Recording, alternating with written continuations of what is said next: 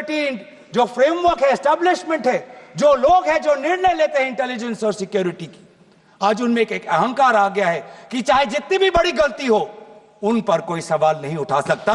लेकिन आज हम सवाल उठा रहे हैं। नैतिक जिम्मेवारी आपको लेनी पड़ेगी। आप लेफ्टिनेंट गवर्नर के पीछे नहीं छुप सकते। आप लेफ्टिनेंट गवर्नर के पीछे ये केंद्र सरकार नहीं छुप सकती। Sir, they attacked tourists and we attacked terrorists.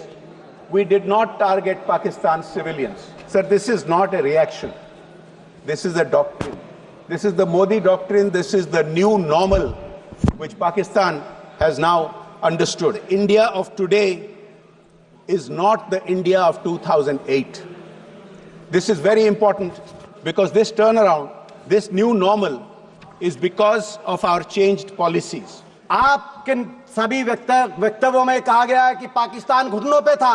आप ही कह रहे हैं अगर पाकिस्तान घुटनों पे था तो सीज फायर की जो सीज फायर जिसको आपने स्वीकृति दी और आप कह रहे हैं कि हमने सीज फायर को माना, अगर पाकिस्तान घुटनों में था तो सीज फायर की क्या जस्टिफिकेशन है? अमेरिका की एक ट्वीट ने आपके युद्ध विराम की घोषणा से पहले की।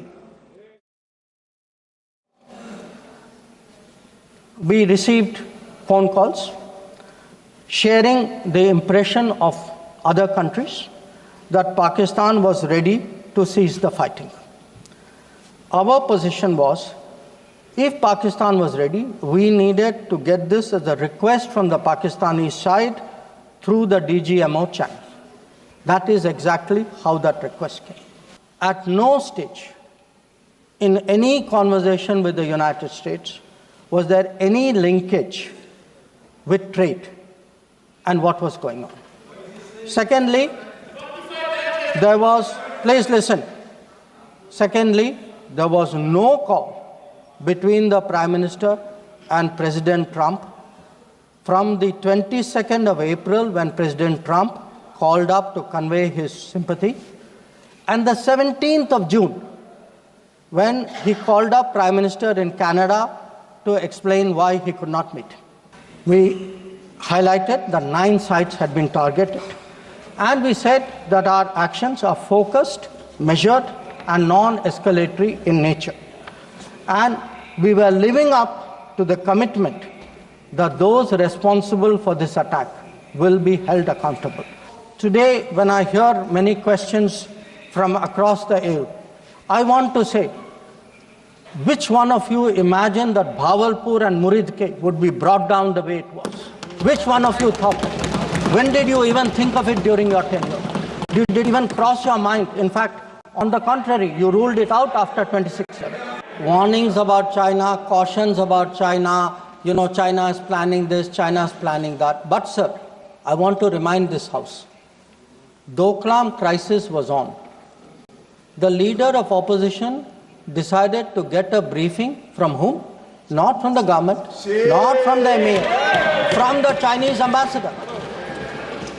He took his briefing from the Chinese ambassador when our military was confronting the Chinese military in the flight. All right, so you heard what Dr. S. Jaishankar had to say, the External Affairs Minister. Today, the Home Minister will be speaking in the Lok Sabha roughly around 12 noon. And then the stage will be set for several key speakers. Of course, what the level of intervention when Rahul Gandhi speaks, that remains to be seen, Vasudha. And as we were discussing only yesterday, that during the debate on Constitution, we had 7 ministers, 6 union ministers, yes, six ministers intervening when Rahul Gandhi spoke. Absolutely, and it was so important, Maria, that the Prime Minister also spoke then. Yes. And the beauty of this debate is that it's very much with what we saw in Waqf for CA, because you see the power of ideology, politics, and most importantly, nationalism. Yes. Right? Every party wanting to be seen as a nationalist here. Yes, Asif Bamla, today, of course, Rahul Gandhi will speak. Given the kind of the points that he has been raising with regards to Operation Sundoor, outside Parliament, something which will resonate now on the floor of the House, how prepared are you to respond to him? See, India, the External Affairs Minister, the Defence Minister and the Home Minister are very much prepared. And it's good to have a very healthy discussion. You see, ये लोकतंत्र का एक बहुत बड़ा स्तंभ है कि हम करें, लेकिन हम कुछ ऐसे दलील ना दें जिससे दुश्मन मुल्क को बल मिले. That's all you want to say. If you see the defense minister, it was so confident in assertion, the success. You see, Rajnath ji affirmed that if you see that Sindoor met all the objectives with no Indian casualties in yesterday's discussion. Anurag Thakur ji, if you see, highlighted that Pakistan's inavailability, you see, to ensure that they could not survive and strive. 48 hours of a strike. And what are they talking about? Right. My only small 5 seconds. So Mr. Bamla, I think the BJP is completely prepared to take on the opposition, even as the opposition prepares its list of new questions, and that is something we'll be closely watching out for. It started raining in Vijay Chowk, Maria. The universe seems all set to watch the debate on Operation Sundoor on day 2, even as Home Minister Amit Shah will initiate it in the Lok Sabha, and Rajnath Singh, the Defence Minister, will talk about it in the Rajya Sabha. The Gandhis, Rahul Gandhi and Priyanka Gandhi, all set to ask the questions, ask very difficult questions to the government. We'll be closely tracking that, but for now it's time for a short break. We'll be back on the other side.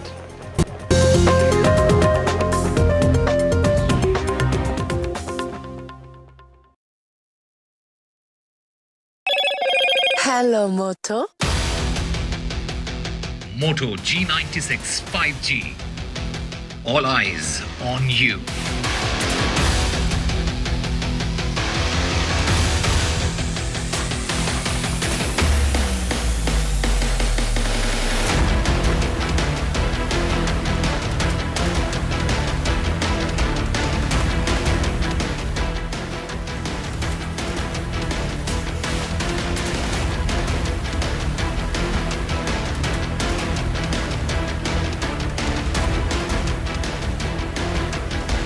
OAC, they're saying his conscience won't allow for him to watch a match between India and Pakistan, saying how is it that we'll be able to inform the families of the victims, saying that a match is going to continue between India and Pakistan after the decision has been taken that water and blood will not flow together.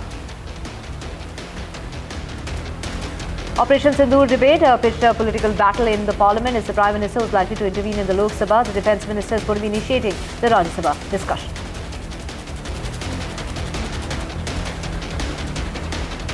And there is, of course, details coming in regard to the attack that has this encounter in which 3 terrorists have been killed. And from sources, what we're hearing is their link to the Pahalgam attack. At least 2 of the 3 who have been killed in that encounter, including the mastermind of the Pahalgam attack, is said to have been killed.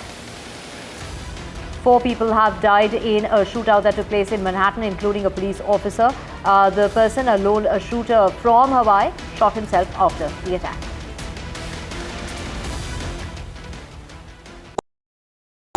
We are here with Salman Khan, who has told us a lot about bikes. Can you tell me, Salman, when did your love for bikes start? I think since very early age. My cousins in Indore. Do you remember your first bike? Yeah, my first bike was a Jogado bike that I picked up a 125cc engine, and I put in old bullet tires, and I got a frame of some other motorcycle, and I made that bike. And that bike, I think it took me about a month and a half to fix that bike, and I got it on road, fixed it all alone.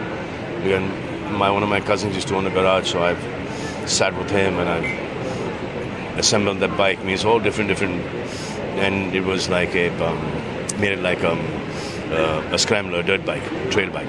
So it's not like you only ride a bike. No, so yeah, I mean, no, I could do it then. I mean, simple even now. But so there's a friend of mine. Remember that guy, Salim, the fat guy who used to be in movies with me? He was so he was a dear friend of mine. He used to own bikes, so that engine was from him. And after a month and a half, he saw me down Carter Road riding it. So he looked at me, Sharma, this is the one that I picked up from you. Really? Wow. So I was sleeping. He comes at 6 o'clock in the morning. He takes the bike. He goes, and I come down, wanting to go to college. And I say, "Ye bike kahan hai?" They say, "Wo Salim Baba aake leke chale gaye." So then in the evening I went to his place. I said, कहाँ है bike भाई, तू लेके चलेगा? ऐसे यार bike की ज़रूरत थी, वो पिक्चर का स्टंट था, उसको फिल्म सिटी के लेक में उड़ाना था. और बाइक ठीक था? And then they did the stunt with my bike, and the bike went in. Must be somewhere still there in the film city ka lake. I've been reporting on all issues, big and small, from Andhra Pradesh, Telangana, rest of South India, bringing you all the action, all that you need to know, all that you want to know. The energy of Maximum City is infectious. I'm bringing that energy in our news coverage from financial capital Mumbai. Covering from the southernmost part of India over the last 23 years, I bring in-depth and 360-degree coverage from the Dravidian heartland. The land of Nishti, also known for its bitter politics. I have seen much water flow under the Howrah Bridge, covering Bengal in all its vivid colors. India's IT capital is always bustling, a city full of startups, stories and surprises. And I keep you ahead on all the Bengaluru buzz. You know, thinking about something like this, like a Supercross, why did you think that I should invest here? Because we know that you love for sports. No, I just think you should put, what is that? Your money where your mouth is? Huh? Huh? Yeah, I just think it's, I mean, they call it a niche sport and stuff like that. I just don't think that's what it is, because they're considering the population of our country and the amount of bikes are sold, and it is the largest selling country for bikes and scooters and stuff like that. So I just thought that instead of people racing on the roads, they should have tracks to race on. And I don't think this is a niche sport. I just think that there's no infrastructure, there's no league. So now we have a league and now we have the infrastructure. So all the guys riding on the streets, racing on the streets, have a chance to come and race in these leagues. Okay, my last question. Your film Battle of Elkan is coming, and we have seen how you have trained for it. It looks amazing and you look fantastic in it. Thank you. I really appreciate that. And tell me a little more about it. When it's releasing? We're really excited about it. Time. We start shooting now, another 10 days, and then release. This will be a quick release.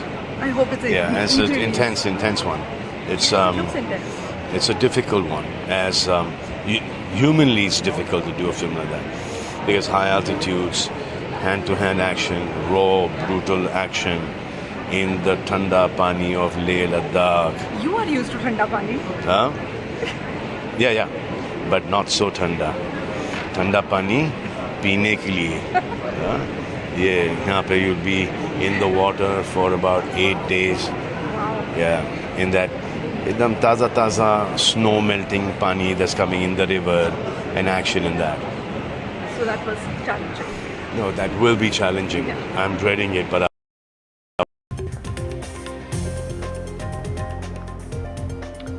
And it is a row as far as the India-Pakistan match, the Asia Cup that's coming up in September. It's Owaisi who has torn into the central government, asking how is it that when blood and water can't flow together, that we can sit down and watch a match together. Prime Minister Modi is likely to intervene in the Lok Sabha as the Defence Minister is going to be initiating the Rajya Sabha discussion on Operation Sundoor in the Parliament today. 3 terrorists have been tracked, hunted and killed in a matter of 3 hours, and this is said to be including 2 of the terrorists that were involved with the Pahalgam attack, including the mastermind, and that is a confirmation that is awaited. 4 killed in the Manhattan shooting that took place, in which there is a police officer who has been gunned down as well. The lone shooter is believed to have died of a self-inflicted wound. Presented by Canara Bank. Together we can.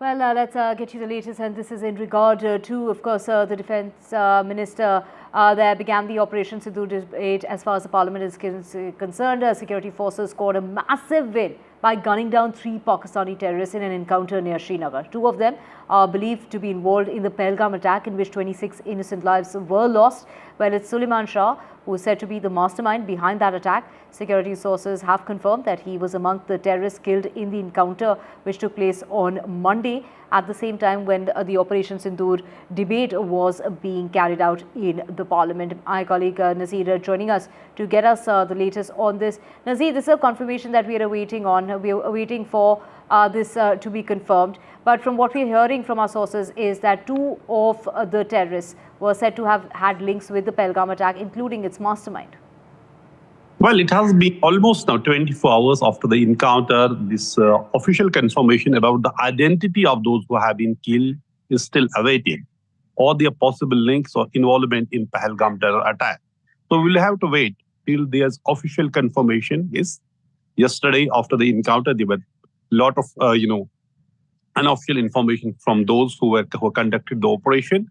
But then there was some bit of change. For example, Army said they will hold a press conference at 5 p.m. That was changed. That has been postponed. It may happen today, may not happen. Police put out a social media post yesterday at 8 p.m. and said that the identity is being ascertained, that is being done. Wait for the further detail, but they have not revealed the identity so far. So we have to first wait for the identity. And then there's also multi-agency setup, because this case, Pahalgam terror attack, is being investigated by the NIA.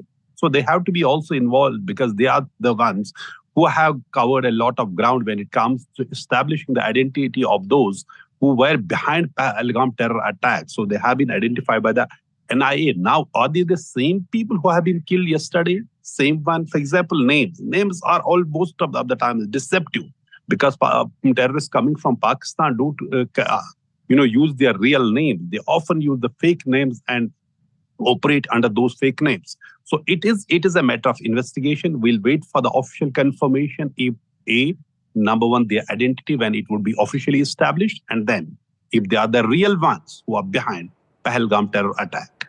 Right. Nazir, if once we're waiting for that confirmation, but if that was to get confirmed, this still means that there perhaps is at least 1 or 2 of them involved in the attack that are still at large.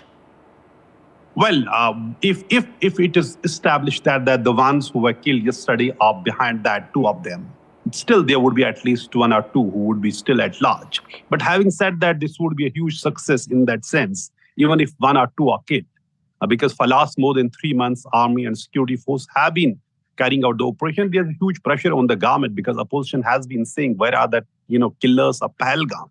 Why government has failed to track them down? So yesterday there was this news in those who were involved in the operation said, yes, they have, and even the names were released, sketches were released, shared, and the pictures of those who were killed there also, and the arms and ammunition which was also there at the encounter operation site. But the fact is that unless it's officially confirmed that those names were circulating yesterday are actually the same ones who were behind Pahalgam attack, then it has to be matched with the sketches which were released after Pahalgam terror attack. So far that has not happened. So we'll have to wait. Let's wait for the official confirmation about the establishing the names of the identity of those who were killed in yesterday's encounter of 3 terrorists. And then if they are actually, at least 2 of them are actually involved in Pahalgam terror attack. Right, Nazir, we will keep tracking that story, keep coming back to you for more on that. Moving on now to getting you more news, and this has been a deadly shootout that's taken place in Manhattan, in which 4 people have died, including a police officer. The police officer, a 36-year-old immigrant from Bangladesh and a 3-year veteran of the force. The lone shooter, a 27-year-old native from Hawaii, had recently moved to Las Vegas. He opened fire in the lobby of Park Avenue, then moved to the 33rd floor of that building. He was later found dead from a self-inflicted wound. Well, it's Eric Adams who has called it a senseless act of violence and honored the officer's faith and service. This marks the 254th mass shooting in the United States this year itself. I saw personally a guy on the floor. He was laid out. I don't know what happened to him. I don't know if he got shot. But there was a guy laying on the floor. They tried to give him CPR. He didn't get up. They put him in the ambulance. Some lady, she couldn't stop talking. She said, "Oh, is somebody gunned this and that?" So we asked questions. What was going on? They said somebody was on the floor. It was on the floor. He got messed up. Supposedly he got cut on the neck. They said somebody's inside with a gun. I saw personally a guy on the floor. He was laid out. I don't know what happened to him. I don't know if he got shot. But there was a guy laying on the floor. They tried to give him CPR. He didn't get up. They put him in the ambulance. There's some lady, she couldn't stop talking. She said, oh, is somebody gun this and that? So we asked questions, what was going on. They said somebody was on the floor. Was on the floor. He got messed up. Supposedly he got cut on the neck. They said somebody's inside with a gun. Over 250 attacks that have taken place in the United States in the last 7 months. We'll keep getting you more details of this case. For now, slipping into a short break. Back with a whole lot more. Stay with us.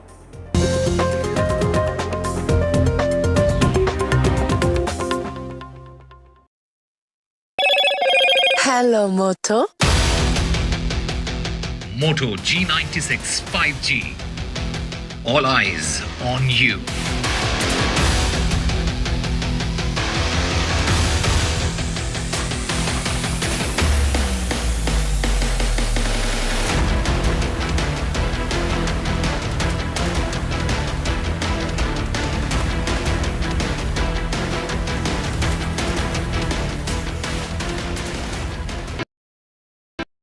So, sir, your work is heavily rich in impeccable artisanship and craft, I must say.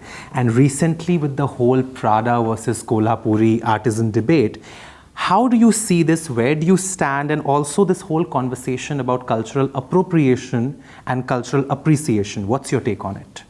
See, my personal opinion on anything other than plagiarism, which is absolutely not okay. But other than that, I think if somebody can get inspired by something which has its own sort of creative language and create something and create a sort of statement which highlights that thing even more, rather than sort of let it kind of disappear in time, then you're probably doing a service of sorts. Right. So, of course, with all acknowledgements and everything, that's mandatory. The world would never know about it until we do something. So you think in a way Prada is exposing Indian craftsmanship and Kolhapuri? I think what they've done to Kolhapur now, if you look at it, is suddenly it's the buzzword. Right. Everybody knows Kolhapuri chappals now. City now. Yeah, it's suddenly Kolhapuri chappals are the it sort of statement. So, may not have approached it the right way, but I think what this has managed to do to Kolhapur and an indigenous product is amazing. But do we capitalize it or not is another story now. Okay. Do you think it's about time that the world, I mean, we've been here, we've been around, but do you think it's about time that the world started acknowledging what we have contributed to the art of garment making? You know, I have a very serious disagreement with this acknowledgement of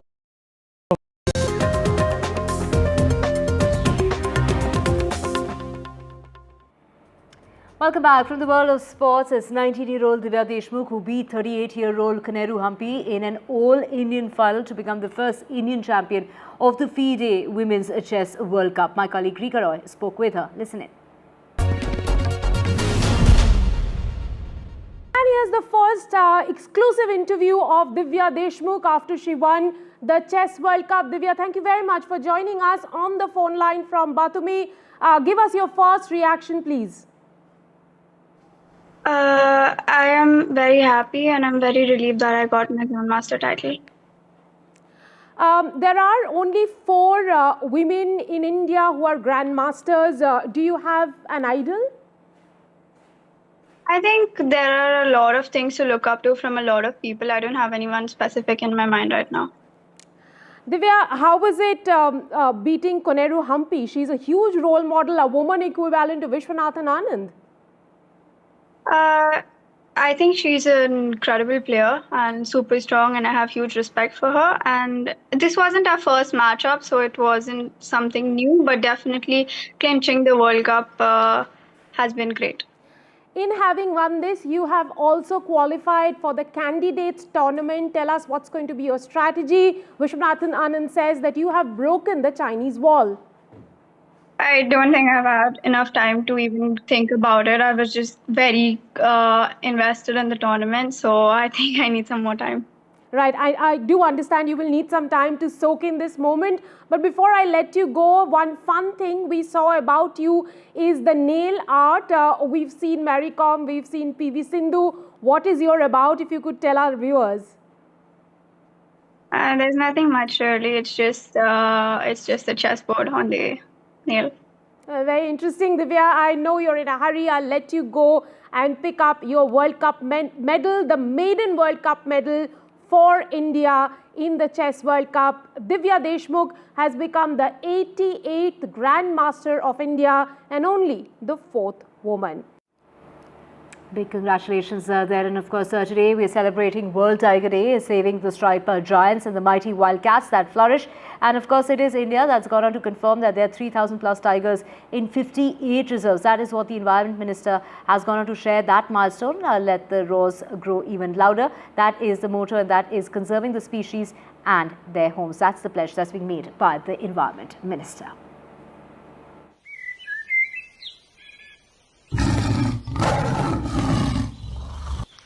Bharat ने tiger को न सिर्फ बचाया है, बल्कि उसको फलने फूलने का एक बेहतरीन इकोसिस्टम दिया है। देश के अनेक समुदाय टाइगर को पूजते हैं, वर्शिप। हमारे यहां अनेक जनजातियों में टाइगर को अपना बंधु माना जाता है, भाई माना जाता है। Under the leadership of PM Shri Narendra Modi, India is not just saving tigers, we are setting an example for the world. With 58 tiger reserves and rising numbers, India leads the global conservation mission. Tiger numbers have increased from 1,411 to 3,682. A result of strong governance and active public participation. India's tiger success story reflects our clear vision and commitment to conservation. We are creating a balance between environment, economy, and ecology. A stronger tiger population is a sign of a stronger, greener India. This International Tiger Day, we celebrate a national achievement powered by strong leadership and collective will.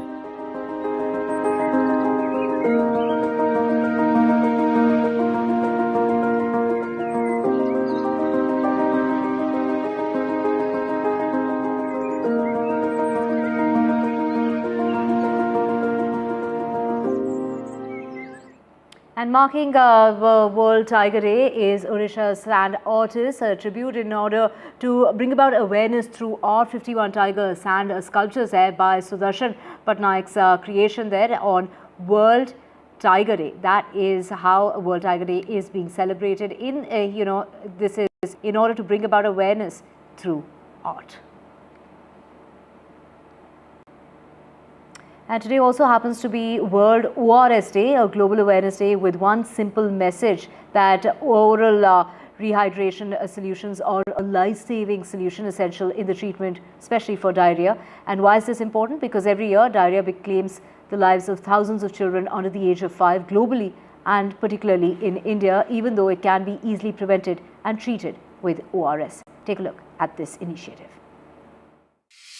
As part of the larger efforts under the Diarrhea Se Dar Nahi initiative and on occasion of World ORS Day, KenView and PSI India have launched a host of awareness campaigns.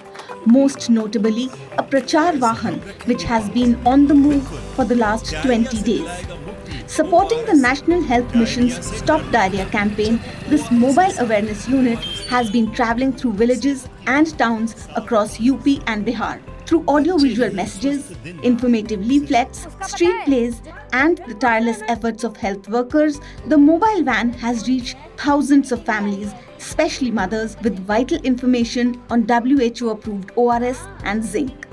We selected with the help of government that we should definitely train ASHA and ANMs that how to identify diarrhea, and if there is diarrhea cases, how to manage that. In a country where diarrhea is the third leading cause of death among children under 5, being aware that WHO-approved ORS and zinc is a cost-effective, accessible solution for diarrheal dehydration can make all the difference between life and death. Diarrhea Se Dar Nahi aims to reach 5 million children over the next 2 years, focusing on reducing diarrhea-related mortality across 10 districts of Uttar Pradesh and Bihar. The Diarrhea Se Dar Nahi initiative has seen e-rickshaws travelling to less accessible parts of Bihar and UP, as well as ORS corners being set up in hospitals, where people received free WHO-approved ORS and zinc kits. Today, the month-long World ORS Day campaign culminates in Lucknow, with stakeholders including health officials, community leaders, frontline workers and families coming together to celebrate the impact of this initiative so far and discuss key learnings. एक भी बच्चा वो diarrhoea से उसका death नहीं हो, ये हमारा एजेंडा है. So this we are working on it. It's been only 6 months so far, but we are very proud of our journey, anchored on strong collaboration, the state government, health officials, frontline workers, led by our NGO partner PSI India. At the heart of the Diarrhea Se Dar Nahi initiative are the ASHA workers, the unsung backbone of India's community health system, who work tirelessly on the ground. 26,000 of them will be trained as part of this initiative to carry this critical message back into their communities. And World ORS Day is also a day to honor and recognize them for their dedication, compassion, and relentless service. This campaign reminds us that real impact happens when communities are informed, engaged, and supported. As we commemorate World ORS Day, we don't just celebrate the success of a campaign, we recommit to protecting every child by providing them timely WHO-approved ORS solutions. क्योंकि अब diarrhoea से डर नहीं. Well, today is, of course, the ORS Day. With that, we're slipping in a short break. Back with a whole lot more. Thank you for your time.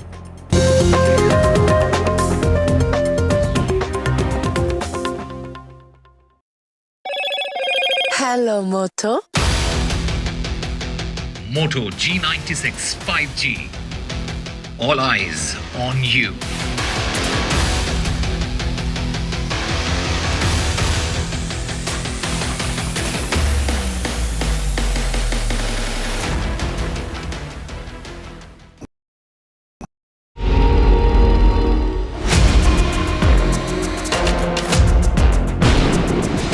आप एक गुंडे के health से बिहेव कर रहे हो सर. मेरी आप तो एक Gaikwad is running away from NDTV's questions.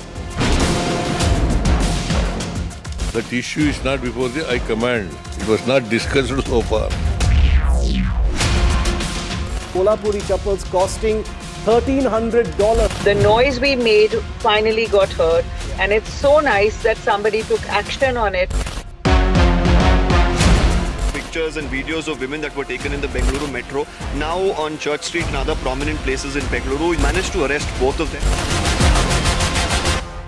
We are bringing you now, for the very first time, is that the Air India preliminary crash report is out. This 15-page report into 10 key findings of what really is being said in this probe report. What's reporting without impact? NDTV 24/7. The markets move fast. And so should your portfolio. Expert insights, real-time stock picks. Do I buy Ola? Should I hold CDSL for the long term? Buy, sell or hold. The answers you need, straight from the experts. Callers from India and across the world. Connect live, ask, decide and invest wisely. Your portfolio, your future. Ask Profit.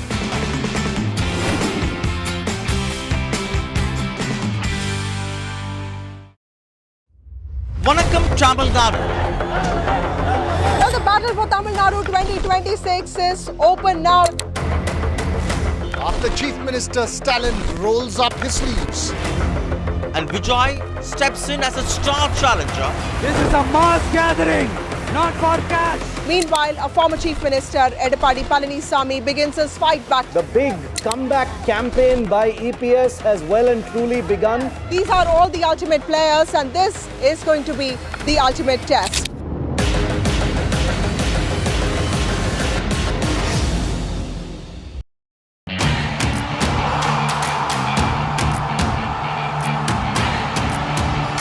Some say sport is a matter of life and death. The truth is, it is far more serious than that. Sport is about ecstasy and agony, about pain and suffering, about joy and much more. Some say there's no one better to tell these stories. So here I am. Join me, Boria Majumdar, on India's #1 news network.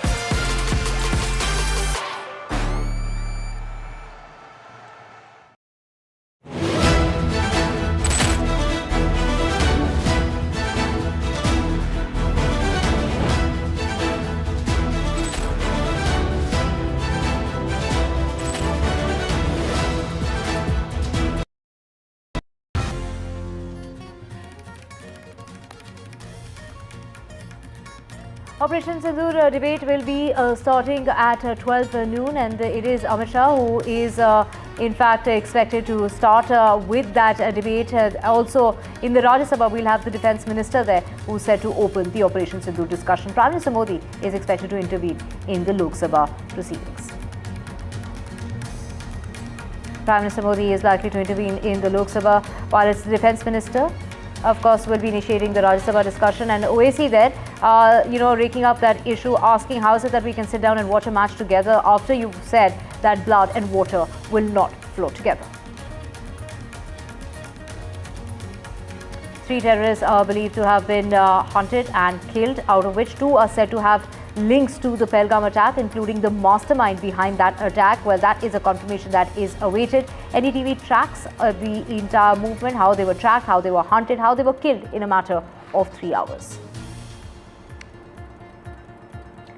In a shootout that's taken place in New York, 4 people have been shot, including a police officer. The lone shooter is believed to have died of a self-inflicted wound.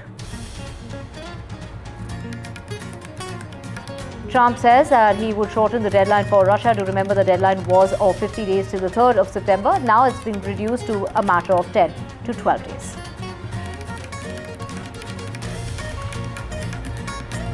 Divya Deshmukh, the 19-year-old, has beaten Kuneru Hampi, the 38-year-old, in an all-Indian final to become the first Indian champion of the FIDE Women's Chess World Cup.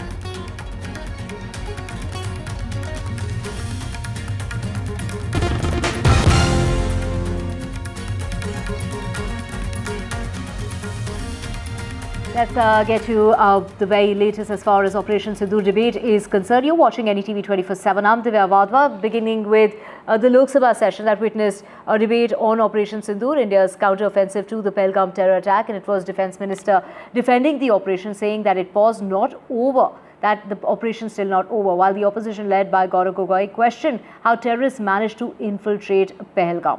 Let's get you the reactions coming in. कभी कभी हमारे प्रतिपक्ष के लोग ये पूछते रहे हैं कि हमारे कितने विमान गिरे। मुझे लगता है उनका यह प्रश्न हमारी राष्ट्रीय जनभावनाओं का सही से प्रतिनिधित्व नहीं कर रहा है। मुझे लगता है उन्होंने एक बार भी हमसे यह नहीं पूछा कि हमारी सेनाओं ने दुश्मन के कितने विमान मार गिराए। यदि उन्हें प्रश्न पूछना ही है अध्यक्ष महोदय, तो उनका प्रश्न यह होना चाहिए, क्या भारत ने आतंकवादी ठिकानों को तबाह किया? तो उसका उत्तर है हां। आपको प्रश्न पूछना है तो यह प्रश्न पूछिए, क्या ऑपरेशन सिंदूर सफल रहा? तो उसका उत्तर है हां। आपको प्रश्न पूछना है तो यह पूछिए कि इस ऑपरेशन में क्या हमारे जाबाज सैनिकों को कोई क्षति हुई है? तो उसका उत्तर है नहीं। रक्षा मंत्री होने के नाते ये नहीं कहा कि पहलगाम में दहशतगर्द कैसे आए। कहीं ना कहीं एक सरकार में एक अहंकार आ चुका है। इंटेलिजेंस और सिक्योरिटी जो फ्रेमवर्क है, एस्टैब्लिशमेंट है, जो लोग हैं जो निर्णय लेते हैं इंटेलिजेंस और सिक्योरिटी की, आज उनमें एक अहंकार आ गया है कि चाहे जितनी भी बड़ी गलती हो उन पर कोई सवाल नहीं उठा सकता। लेकिन आज हम सवाल उठा रहे हैं। नैतिक जिम्मेवारी आपको लेनी पड़ेगी। आप लेफ्टिनेंट गवर्नर के पीछे नहीं छुप सकते। आप लेफ्टिनेंट गवर्नर के पीछे ये केंद्र सरकार नहीं छुप सकती। Sir, they attacked tourists and we attacked terrorists. We did not target Pakistan's civilians. Sir, this is not a reaction. This is a doctrine. This is the Modi doctrine. This is the new normal. which Pakistan has now understood. India of today is not the India of 2008. This is very important because this turnaround, this new normal, is because of our changed policies. आपके सभी वक्तव्यों में कहा गया है कि पाकिस्तान घुटनों पे था। आप ही कह रहे हैं अगर पाकिस्तान घुटनों पे था तो सीज फायर की जो सीज फायर जिसको आपने स्वीकृति दी और आप कह रहे हैं कि हमने सीज फायर को माना, अगर पाकिस्तान घुटनों में था तो सीज फायर की क्या जस्टिफिकेशन है? अमेरिका की एक ट्वीट ने आपके युद्ध विराम की घोषणा से पहले की। On the 10th of May, we received phone calls sharing the impression of other countries that Pakistan was ready to cease the fighting. Our position was, if Pakistan was ready, we needed to get this as a request from the Pakistani side through the DGMO channel. That is exactly how that request came. At no stage in any conversation with the United States was there any linkage with trade and what was going on. Secondly, there was, please listen. Secondly, there was no call between the Prime Minister and President Trump from the 22nd of April when President Trump called up to convey his sympathy and the 17th of June when he called up Prime Minister in Canada to explain why he could not meet. We highlighted that 9 sites had been targeted and we said that our actions are focused, measured and non-escalatory in nature. And we were living up to the commitment that those responsible for this attack will be held accountable. Today, when I hear many questions from across the aisle, I want to say, which one of you imagined that Bhavalpur and Muridke would be brought down the way it was? Which one of you thought? When did you even think of it during your tenure? Did it even cross your mind? In fact, on the contrary, you ruled it out after 26/11. Warnings about China, cautions about China, China is planning this, China is planning that. But sir, I want to remind this House, Doklam crisis was on. The leader of opposition decided to get a briefing from whom? Not from the government, not from the emir, from the Chinese ambassador. He took his briefing from the Chinese ambassador when our military was confronting the Chinese military in Doklam. And to know more on this, we have Toheen Sinha, spokesperson of the BJP, joining us. We also have Major General Sanjay Meston, the defence analyst, with us as well. Toheen Sinha, over to you first. Did Intel failure lead to the Pahalgam attack? That is basically what the opposition is, asking the central government in regard to the attack. Your reaction? Well, good morning, Divya. Wherever there is a terror attack, it is because of a security lapse. Like our Honorable Defence Minister explained, this opposition has lost the art of asking the right questions. So yes, in the last 11 years, if there have been 2 major attacks, one in Pulwama and one, now at Pahalgam, obviously there has to be an element of security lapse. It's, the security needs to be successful. The intelligence agencies need to be successful 1,000 times. The terrorists need to be successful just once. But I'm appalled at the low level of IQ, which, so many Congress members of parliament have displayed yesterday. Tarun Gogoi asks, why did our fighter aircrafts not enter Pakistan to attack them? The basic purpose of fighter jets is that it can attack its destinations from a distance of 300 or 500 kilometers. The Congress MPs don't understand this. Today, I saw a video where a Congress member of parliament, Jyoti Mani, from Tamil Nadu, is saying that we were informed about the Pahalgam attack on 24th of April. That again is a complete falsehood. Perhaps she did not understand the discussion. I think, the External Affairs Minister was referring to a potential attack by Pakistan on 10th May, to which Prime Minister said that we are prepared for whatever Pakistan does. So these people are either short of comprehension, or they have low IQ, or, they have vile intent. There is no other way we can explain the behavior of this opposition in the last 3 months. Please note that on 10th May, if the media and if the opposition had closely followed the DGMO press conference after the war had ended, on 12th, sorry, this was on 10th, this was on 11th May. On 12th May, if they had carefully heard out the Prime Minister's speech, to the nation for 20 minutes, and on 17th June, when Prime Minister spoke to President Trump for 35 minutes and the Foreign Secretary held a briefing explaining the details of the conversation, all the answers to their questions were there. But they deliberately wanted to create a nuisance, and one of the MPs, I'm shocked, called this entire Operation Sundoor a tamasha. While her remarks have been expunged, this is the way the opposition has embarrassed the country in the last 3 months. Well, the opposition has also gone on to say that the attacks haven't been stopped in their tracks, literally, as in, Pakistan could do it again. And that is something that they've gone on to say, that this is not an operation that is over, but it has been paused. And therefore, how can you say the operation was a success? Let me take this to the Major General. Yeah, good morning. See, firstly, as regards the success of the operation is concerned, this particular operation was a great success. I would say it was a spectacular success, and I draw comparison with the 4 wars which have been going on, and especially with the Russia-Ukraine war, the Israel-Hamas, and thereafter the Israel-Iran, and of course the United States and Iran. And another war which I would like to highlight is when the Americans had to withdraw from Afghanistan in 2021, and the Taliban took over that country back, the way the Americans had to withdraw, leaving behind their equipment. So if we analyze all these 4 major wars, and incidentally, in all these major wars, Russia was involved. In one of them, the United States was involved, and in the other one, Israel was involved. And of course, in the last one in 2025, a major power like India was also involved. Now you just draw the comparisons. All these wars by and large are continuing. Number one. Number two, in certain cases, the casualties have been phenomenal on both sides. The politico-military objectives have not been achieved as on date by any one of them. Today you ask Russia what they have achieved. You ask Israel what have they achieved. So there are no clear-cut answers.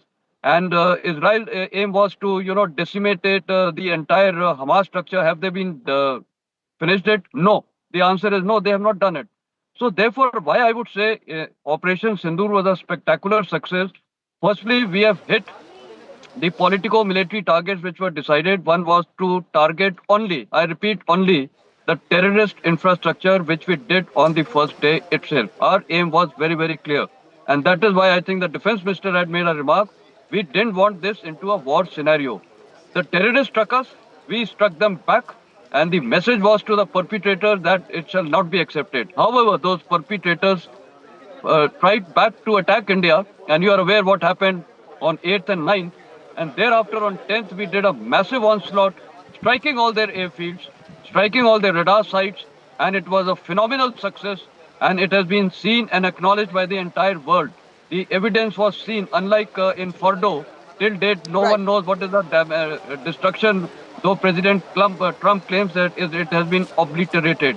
What evidence has been shown? Nothing, except their Secretary of Defense had briefed, and he had showed some trial going on of these GBU bombs.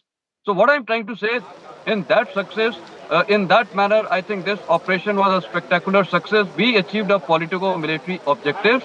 No questions. Definitely, the opposition is right to ask the question whether this would finish off terrorism. No, the answer is very clear. It will not finish off terrorism. Israel tried to finish off. I had myself been to Israel in 2007 with the army chief as a colonel. They had briefed us when they had sorted out these Hamas and, of course, Hezbollah. Thereafter, they have revived again. So what does this show? That India has to keep striking the terrorism and the perpetrators of terrorism Okay. And that so we're is talking why about Operation Sundoor here, and this is day 2 of the debate on Operation Sundoor, and the debate is going to commence in Lok Sabha today. We've had very powerful speakers from both the ruling coalition and from the opposition yesterday, with the ruling party defending Operation Sundoor, saying that it's given a new sense of confidence. It has put in force a new normal for the country. It has made the global community stand up and take note of India's abilities, and the opposition asking some very tough questions as to why India is still not, why Pakistan is still not out of the FATF list, why the IMF funds were still given to Pakistan. Is India's foreign policy a success? All those questions. But remember, we had not just Rajnath Singh, the defense minister, but also foreign affairs minister, Dr. S. Jaishankar, outlining the politico-military offensive of the country and also the global policy, the foreign policy of the country, which has helped India achieve this objective. We also have Mohammad Suleiman Khan from the Congress party joining us. Suleiman, how do you look at the BJP MPs, the NDA MPs' response to the questions that were put forth by your MPs? Because it did look like the government had studied the criticism and they had a point-by-point rebuttal of all the questions that you were raising. What can we expect today with both your leaders, Priyanka Gandhi and Rahul Gandhi, expected to speak today? Look, Vasudha, we are going as a responsible opposition parties. It is within our right to, question the government on issues which are of national importance, which are good for the country. Now, the bravery of a soldier can be seen in all the operations our army has done, including Operation Sundoor. But we have to, also remember that during this Modi government, we have seen very, very drastic and dastardly terrorist attacks in Uri, in Pulwama, and now in Pahalgam. Now, Pakistan is going to send terrorism. There is no doubt that they have been doing this for 30, 40, 45 years. There is no doubt. The response which we have to give, we give keeping in mind that Pakistan does not do this for the second time, or they are, they fear us in the manner if they try to, send terrorism into our country, we will teach them a lesson. This is what we have been doing. Now, this Operation Sundoor, there are questions which have been raised by our party and all people who love their country. One of the very important pertinent question is when Lieutenant General Rahul Singh said that China has been supplying 80%. China has been at the back and Pakistan is only the face. And China has been giving all kind of support. And we knew that 80% of the military equipments have been supplied by China to Pakistan. The question is why the Defense Minister Rajnath Singh did not spoke the word about China or even did not take the name of the country by the name of China. So why they are so silent on China? We tell them, don't be scared, we are with you. Why are you not, and this has been warned by our leader of opposition, Mr. Rahul Gandhi, that we have to fight at two fronts. It's not only Pakistan, China is at the back. My leader Rahul Gandhi has warned the government on that. And we have also told the government that we are standing with you. We can make a strategy with you. Take us into confidence, and we have stood with the government. So Rahul Singh's Lieutenant General Rahul Singh's statement is very important. Then Group Captain Shiv Kumar. Okay, Mr. Suleiman Khan, let's move on to let's listen to what Mr. Owaisi said. Let's listen to what he is saying yesterday. In fact, he made this very important point that India should not be playing Pakistan in the upcoming Asia Cup because that would undermine the emotions, the sentiment, the kind of hardship, the kind of pain that Pahalgam terror attack gave us. And India should strictly not be playing cricket, playing any game with a rival country. Let's listen into what he said. He made a lot of several important points on FATF and also on the source code from France, and also asked this very important question on the trade deficit with China. Let's listen into him, and also let's listen into what kind of reactions have come in on Operation Sundoor from different sides of the political spectrum. आपके जरिए से वजीर आजम और हुकूमत से ये है, फिर जिन इंसानों को बैसारा की वादी में मारा गया था, क्या आपका ज़मीर इस बात की इजाजत देता है कि आप ट्रेड बंद कर दिए? पाकिस्तान का एयरक्राफ्ट हमारे एयर स्पेस में नहीं आ सकता, उनकी कश्ती हमारे पानी में नहीं आ सकती, ट्रेड खत्म हो चुका है, डायरेक्ट इनडायरेक्टेड। आपका जमीर जिंदा क्यों नहीं है? किस सूरत से आप पाकिस्तान से क्रिकेट मैच खेलेंगे जब हम पानी नहीं दे रहे हैं? 80% पानी पाकिस्तान का हम रोक रहे हैं। ये कहकर के पानी और खून नहीं बहेगा, आप क्रिकेट मैच खेलेंगे। मैडम, मेरा जमीर तो गवारा नहीं करता कि मैं उस मैच को देखूंगा। क्या इस हुकूमत में इतनी हिम्मत है कि उन 25 मरने वालों को फोन करके कहे कि देखो हमने ऑपरेशन सिंदूर में बदला ले लिया, अब तुम पाकिस्तान का मैच देखो? बड़ी अफसोस की बात है मैडम। भारत और पाकिस्तान का क्रिकेट मैच भी होने वाला है। हाँ, क्रिकेट खेलो, खूब खेलो क्रिकेट। तुम्हें देश से मतलब नहीं है? देश की संप्रभुता से मतलब नहीं, देश की अखंडता से मतलब नहीं, देश के अंदर हमारी बहनों का सुहाग गुजार रहे हैं, उनके साथ तुम क्रिकेट खेलोगे? तुम्हें शर्म नहीं आ रही? अपने चंद पैसों के लिए तुम उसके साथ क्रिकेट खेलोगे? बीसीसीआई ने कहा है सरकार ने ही पहले परमिशन दी है, उसके बाद तो सरकार ने परमिशन, मैं तो सरकार से ही कह रहा हूँ, फिर क्यों ढोंग कर रहे हो? यहाँ पाकिस्तान पाकिस्तान, जहाँ धंधा मिलेगा वहां काम करोगे। फौरन चाइना में भी चले गए, चाइना ने पाकिस्तान को सारे हथियार दिए, तुम चाइना में भी चले गए, क्या तमाशा है? रिश्ता जो है पाकिस्तान के साथ अब लगभग तोड़ी जा रही है, चाहे वीज़ा के मामले में हो, चाहे और चीज़ को किस तरह तोड़ना भी चाहिए, 100% तोड़ना चाहिए, स्ट्रिक्ट एक्शन लेना जरूरी है। ये कोई मजाक नहीं है यार, हर साल ऐसे होता रहता है। Sports is different. I'm happy that they are playing. It's an honest confession. Pahalgam should not happen. Death should not happen. But sports is sport. We've already heard of several anti-India Pakistan voices over the last few days, ever since the fixture of Asia Cup got announced, and it's not going to be just one India Pakistan games, at least two, there could be three as well during the Asia Cup. Well, it has already been announced, and primarily due to the commercial reasons, I don't see BCCI pulling out of the event. Also remember, BCCI are the hosts of the tournament.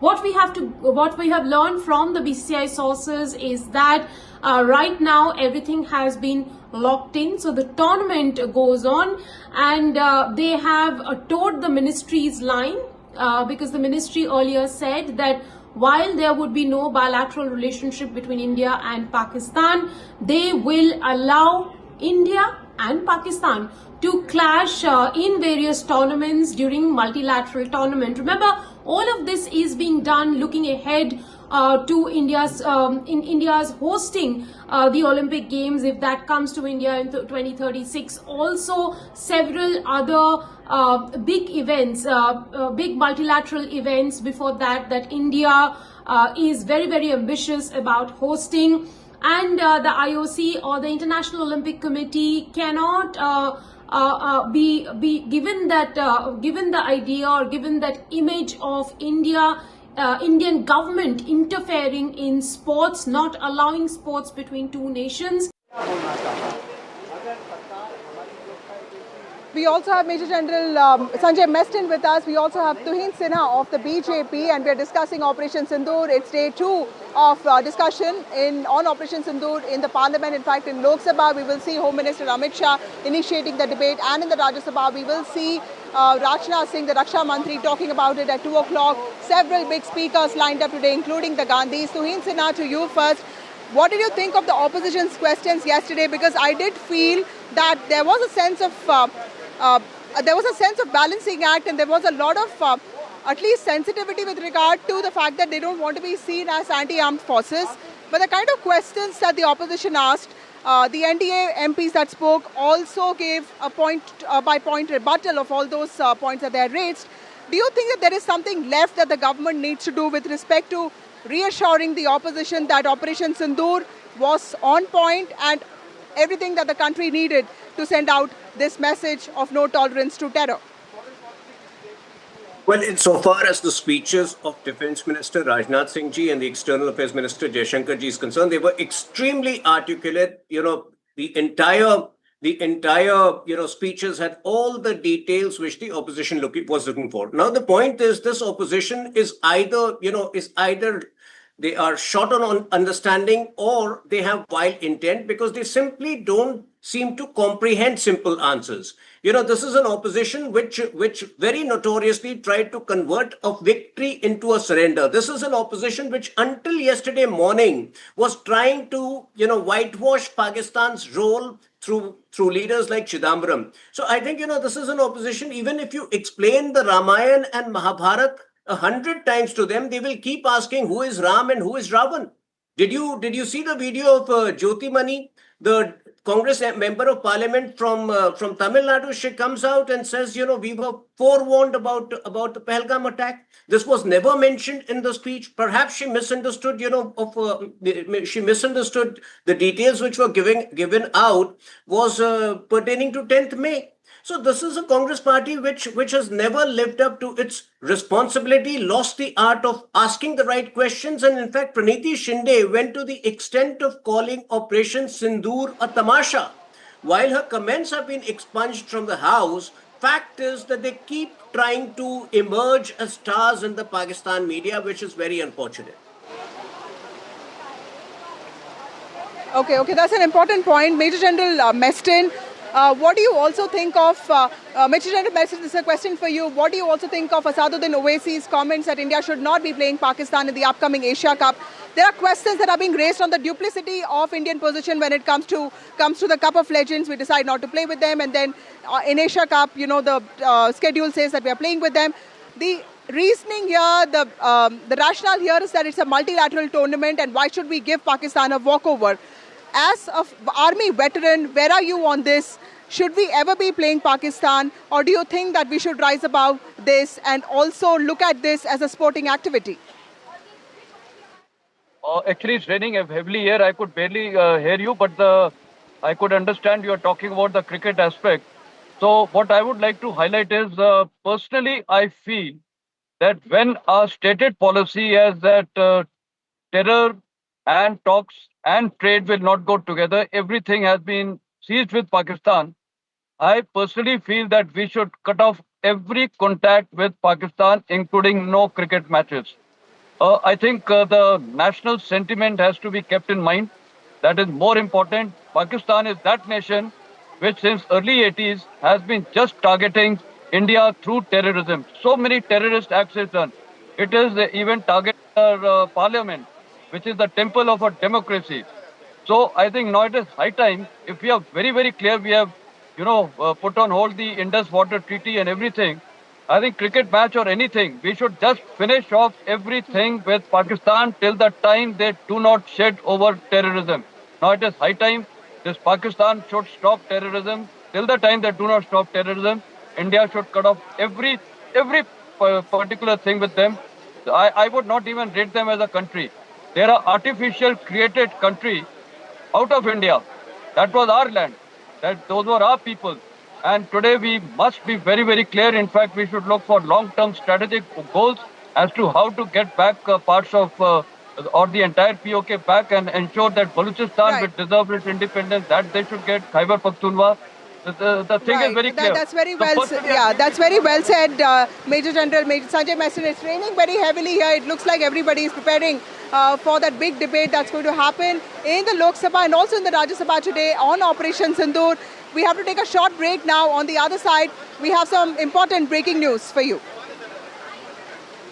Thank you so much, Vasudha, right outside the Parliament where it's raining at the moment. But we have breaking news coming in, and the breaking news is in regard to a very cryptic message that has been put out on social media platform. And we're talking about, social media platform X, where it is Manish Tiwari who has gone on to quote a song, a very famous song, talking about how he was benched, and so was Shashi Tharoor from that debate as far as Operation Sundoor is concerned. And Manish Tiwari there talking about his own party and as to why he was left out of that debate. Do remember that this is his nationalism pitch. In that post, he's spoken about how he is, from Bharat, and that, he is speaking on behalf of Bharat. Basically, of course, talking about how, they haven't spoken up against the central government in regard to Operation Sundoor. Vasudha joining us from right outside the Parliament. Vasudha, take us to that cryptic message of Manish Tiwari.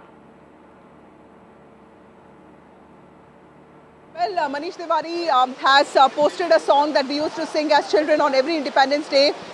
And yes, this is a very famous song from one of those patriotic movies. And this is, the context here is Manish Tiwari, also a fellow delegate of Shashi Tharoor. In fact, Manish Tiwari had travelled to different countries. He was part of the multi-party delegations that were sent to different parts of the world, 33 countries. In fact, Manish Tiwari went to Egypt, Ethiopia, South Africa, but he is not part of the official list of the Congress party as its speakers in both in the Lok Sabha and of course in the Rajya Sabha. He's an MP from Lok Sabha and he has not found his name there, and that really has also hurt him. And he basically, remember that Manish Tiwari has spoken on the nationalist line and he has also taken a position very similar to Dr. Shashi Tharoor. Dr. Tharoor also has rejected the Congress's offer as a speaker on Operation Sundoor because he clearly did not want to attack the government. He wanted to talk about diplomacy and he wanted to talk in a unified fashion and did not really want to be seen as attacking the government, because both Manish Tiwari and Dr. Tharoor have maintained this position that diplomacy and national security is above politics. And Manish Tiwari, by putting out this cryptic tweet of a patriotic song, Hai Preet Jahan Wahi Ki Reet, and it's clear that, you know, he also is taking the side of Dr. Tharoor in this and saying that for him, the fact that nationalism comes over politics is clear, and the fact that he's not been named by the Congress party is also a sign that the party does not want its most effective nationalist speakers, who have in fact been part of multi-party delegations, to represent the party in the floor of the House. Well, Vasudha, Bharat का रहने वाला हूँ, भारत की बात सुनाता हूँ is that song that he has, quoted, of course, on that message that he put out on social media site. Well, of course, Vasudha, this really comes on the heels of Shashi Tharoor there, who said, he's gone on to, from what we're hearing from our sources, is that he was approached by Rahul Gandhi's office, but he turned down that request. And the reason he turned down that request is because he did not want to toe the party's line there. Absolutely. Divya, what we hear is that, and we know this from sources, is that Dr. Tharoor was given an opportunity to speak. He was asked by the Congress leadership. In fact, the call was made by one of the top leaders, but he had made it very clear that he does not want to take on the government. He does not want to be seen as attacking the government, because he has already clarified his position that when it comes to diplomacy and national security, and Operation Sundoor was much above politics, was beyond political, face-offs, and that Dr. Tharoor made it very clear, which is why he did not speak yesterday. And Shashi Tharoor was also part of this very important delegation that went to the United States of America, and this was when Donald Trump had already claimed credit for the success of the ceasefire, and he was part of that important delegation that met several people, including J.D. Vance, and he did make an important point that to the questions that if there is any proof if Pakistan is behind these attacks, he in fact presented a dossier on as to how Pakistan has been behind every attack, every terror attack on India. So a very powerful endorsement of Operation Sundoor, defense of Indian foreign policy by Dr. Tharoor, but clearly something that the Congress party will not like, because this is something also about showcasing the Congress's view of nationalism vis-a-vis the BJP's idea and defense of its own policy and military abilities. Right. Vasudha, of course, Mr. Tharoor there making it amply clear that he would not contradict himself for the sake of the party messaging, and that is after he's praised Prime Minister Modi, particularly in regard to Operation Sundoor. Thank you so much, Vasudha, for joining us with all the very latest. We will be back with a whole lot more on the other side of this very short break.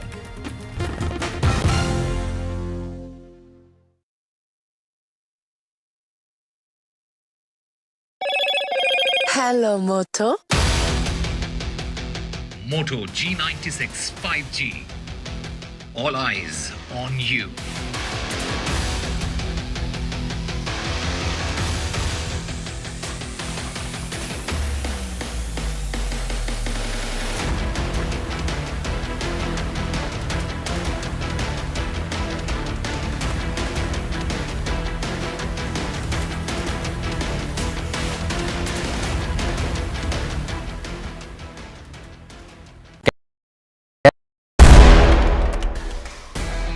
Well, in the latest episode of Control All Defense, we are talking about a platform that all of you want to hear about, that's Tejas. The big question, we do know it's a great platform, but is it of use for the Indian Air Force going into the future? How relevant will it remain?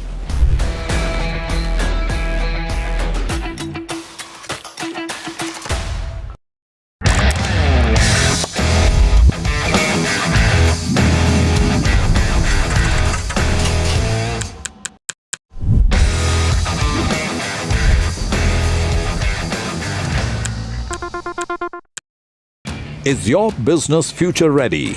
Join the 13-week strategic ESG certification program for business sustainability and growth for CXO and business leaders by NDTV, Terry, and Zenora. Master global ESG frameworks, gain real-world tools, and lead with impact. Starts August the 23rd. Enroll now and power your business with sustainability. Forget 10,000 steps. What if just 7,000 a day was all it took to live longer and healthier? A major new study published in the Lancet Public Health has found that walking around 7,000 steps a day is strongly associated with better health and a lower risk of dying early. Researchers analyzed data from over 160,000 adults and found that people who walk approximately 7,000 steps a day had significantly lower risks for a wide range of chronic diseases.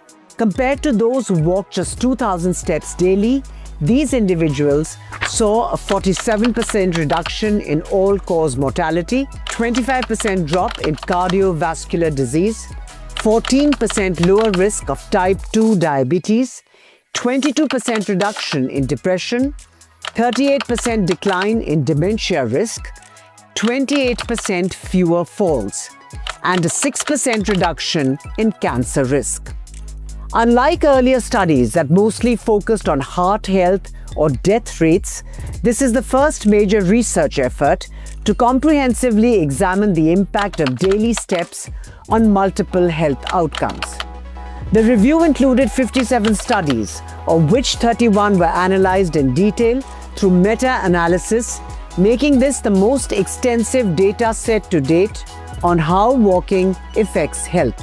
Interestingly, the study also shows that even 2,000 steps per day provides better health outcomes than being inactive.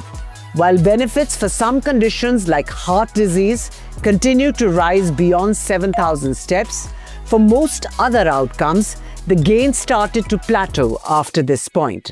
The authors argue that 7,000 steps per day may be a more realistic and achievable target for many people, compared to the commonly cited 10,000 step goal, which was never based on scientific evidence.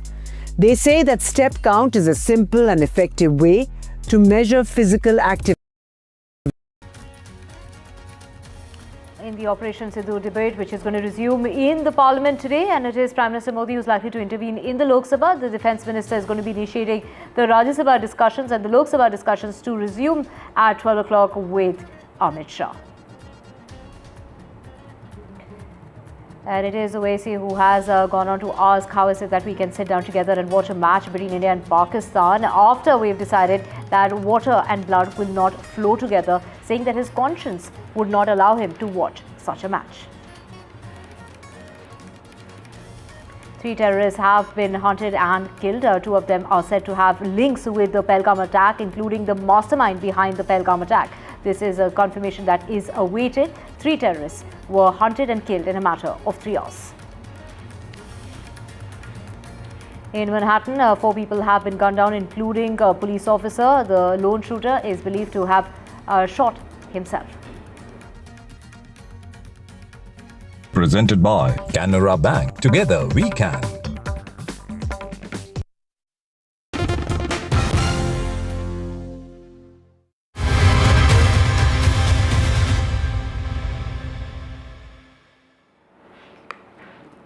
Let's get to the latest in regard to Operation Sundoor and the debate in the Parliament. It was the Defence Minister Rajnath Singh who began the Operation Sundoor debate on Monday, and he went on to say that security forces scored a massive win by gunning down 3 Pakistani terrorists in an encounter near Srinagar, 2 of them involved in the Pahalgam attack, in which 26 innocent lives were lost.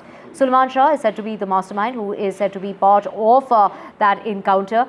This is security sources there that have in fact informed us. We are still waiting for that confirmation if 2 of the 3 terrorists are believed to have links with the Pahalgam attack.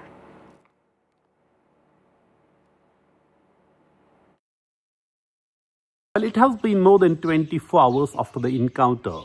There's no official confirmation about the identity of 3 terrorists killed in the encounter. What army said Operation Mahadev, where they say 3 terrorists have been killed. It is said that they are all foreigners, Pakistanis, but so far identity has not been officially established. Yes, yesterday they were, information was unofficially shared that at least 2 of the 3 terrorists, they were involved in Pahalgam terror attack, but officially there's no word so far. That remains mystery, because this is a case where it is not just you conduct an operation and everything is done, because in this case it has to be a multi-agency setup. Pahalgam terror attack is being investigated by the NIA, and they have covered a lot of ground when it comes to establishing the identities of those who are behind the Pahalgam massacre on April 22nd. So it has to be corroborated by the evidence they have gathered so far, and only then it would be revealed. And also the Jammu and Kashmir police have also been working if they are actually the same people, because militancy is a very, very complex issue. Those who coming from Pakistan are not having their operating under their real names. They often operating fake names, and even one name is being used by many terrorists. That has happened for many decades here, so nothing new about that. Well, let's just switch tracks now to get you the latest as far as Tamil Nadu is concerned. And just ahead of the elections, it is actor turned politician Vijay who has hit out at Prime Minister Modi and the central government. Well, it is the TVK founder that in its sharp attack has gone on to question the Prime Minister's recent visit to the Chola temple, accusing them of politicizing Tamil pride and while continuing to neglect Tamil Nadu as a state. Now, Vijay also has alleged that the BJP and the ruling DMK were engaged in that political drama and labeled them as indirect relatives. Of course, talking about the DMK and the BJP links, which is something that the BJP has completely denied, calling out Vijay's lies and dismissing no links with the DMK. Well, we have Sam Daniel joining us to get us the very latest on this. Sam, take us through, of course, the actor turned politician making a lot of noise in regard to the ruling governance in the state of Tamil Nadu, having links with the BJP, hitting out at the Prime Minister for that recent visit to the Chola temple. That's right, Divya. This comes a day after Prime Minister Modi was the chief guest at the celebrations of the legacy of the Chola Emperor, Rajendra Chola, at the Gangaikonda Cholapuram temple in Ariyalur district, celebrating the legacy as well as the 1000th anniversary of his maritime expedition to Southeast Asia. And TVK chief actor Vijay has slammed both Prime Minister Modi and the ruling DMK in Tamil Nadu, calling it a political drama. He has criticized Prime Minister Modi's speech that somebody who is discriminating against Tamil language and Tamil culture has given a lecture on the glory or legacy of Rajendra Chola, taking on the ruling DMK. He says, had the ruling DMK given full honors to Rajendra Chola, the central government would not have taken this issue in its hand. And he also took on the BJP for not accepting the evidences over the excavations at Keladi, which in the government's point of view scientifically validates and establishes the antiquity of Tamil language and the use of iron here much earlier than presently estimated. And he also took on the ruling DMK, saying the DMK had welcomed Prime Minister Modi's visit to Ariyalur as a thing of honor, and calls it as a tacit understanding with the BJP. The political context is that this visit by Modi came around 8 months before Tamil Nadu would go for polls.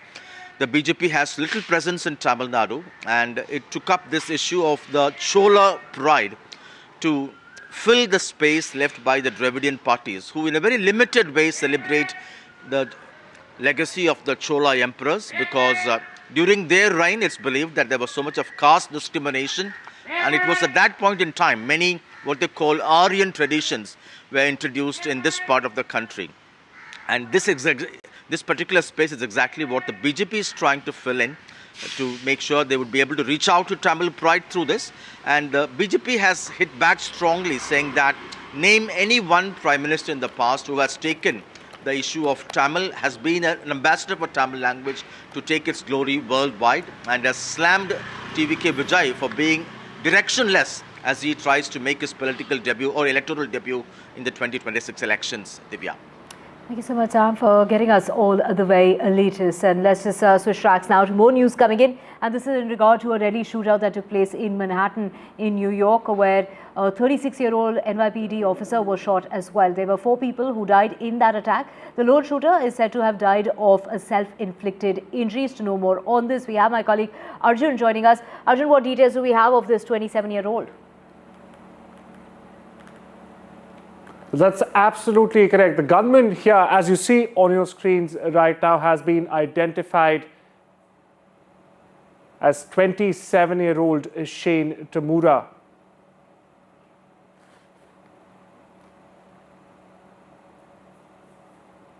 And here are some reactions we're picking up right now. I saw personally a guy on the floor. He was laid out. I don't know what happened to him. I don't know if he got shot. But there was a guy laying on the floor. They tried to give him CPR. He didn't get up. They put him in the ambulance. There's some lady, she couldn't stop talking. She said, oh, is somebody gunned this and that? So we asked questions, what was going on? They said somebody was on the floor. Was on the floor. He got messed up. Supposedly got cut on the neck. They said somebody's inside with a gun. An immigrant from Bangladesh. And he loved this city. And everyone we spoke with stated he was a person of faith and a person that believed in God and believed in living out life of a godly person. He embodies what this city is all about. He's a true blue New Yorker, not only in the uniform he wore, but in his spirit and energy of loving this city. We have 5 victims shot, our officer and 4 other innocent civilians, plus the shooter. The shooter is believed to be Shane Tamura, 27-year-old male with a Las Vegas address. The vehicle he exited is registered in Nevada to Mr. Tamura. Inside of that vehicle, officers found a rifle case with rounds, a loaded revolver, ammunition, and magazines, a backpack, and medication prescribed to Mr. Tamura. Well, you heard the NYPD chief and the New York mayor right there. Now, moving on about the shooter, what we know so far, beginning with the gunman has been, in fact, identified as 27-year-old Shane Tamura. Authorities have confirmed he was a lone shooter in Monday's Midtown Manhattan shooting. Now, moving on, he was originally from Hawaii. He was a native of Hawaii, but he had recently been living in Las Vegas. Officials have said he had no serious criminal history. Now, he legally also, very interestingly, held a concealed carry permit for a handgun in the state of Nevada. The weapon used in the shooting, however, is still being traced. The cops are not sure if it's the same weapon he used in the shooting for which he also had a concealed carry permit. Now, moving on, the other point on our screens right now, he is also, in fact, he carried an expired private investigator license. He also once actually held a private investigator license which had, in fact, expired. He had previously worked in various security roles. In fact, a video from 2015 has surfaced which actually shows Tamura as a young man. Now, in that video, he appears calm, talking casually about sports. Now, in the video, Tamura also discusses his experience as a competitive football player, as you see right here on your screens. Now, it offers a glimpse into his earlier life before signs of instability, as NYPD Chief Jessica Tisch pointed out. Now, he had recently worked as a security guard in a Las Vegas casino. Meanwhile, authorities are investigating whether his job is the job that gave him access to the firearm. Now, he has a known history of mental health issues and mental health struggles, according to NYPD Commissioner Jessica Tisch, whose bite we in fact just played before this. Now, it remains unclear whether he was receiving treatment at the time or not. Back to you.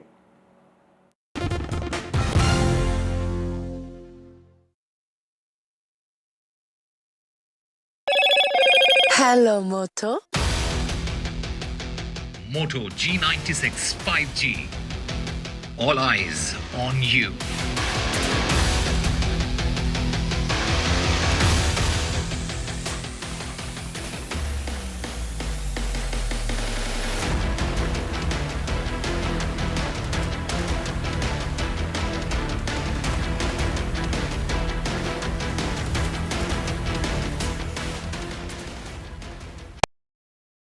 We are here with Salman Khan, who has told us a lot about bikes. Can you tell me, Salman, when did your love for bikes start? I think since very early age. My cousins in Do you Indore. remember your first bike? Yeah, my first bike was a Jogado bike that I picked up a 125cc engine, and I put in old bullet tires, and I got a frame of some other motorcycle, and I made that bike. And that bike, I think it took me about a month and a half to fix that bike, and I got it on the road, fixed it all alone.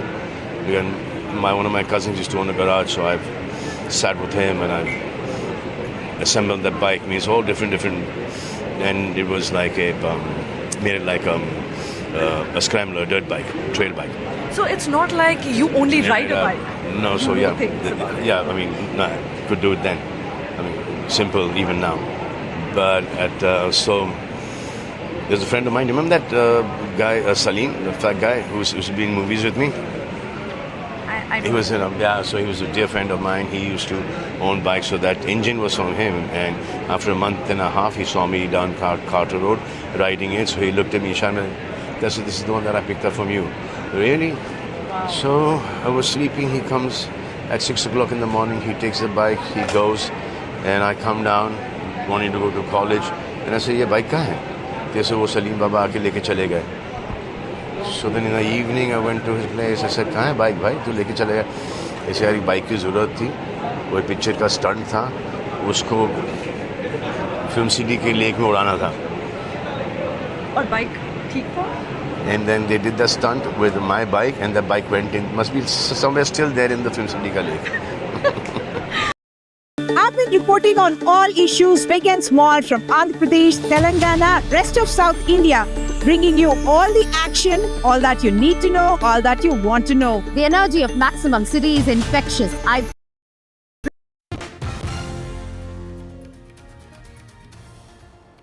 Let's get you the latest when it comes to the flood situation in Himachal Pradesh. We're talking about lives that's been thrown out of gear as far as Mandi district is concerned. Incessant rain that has led to that flood situation across various parts of the town. 2 people are believed to be dead, 2 are believed to be missing. This is a highway that's been blocked when it comes to Dharamshala.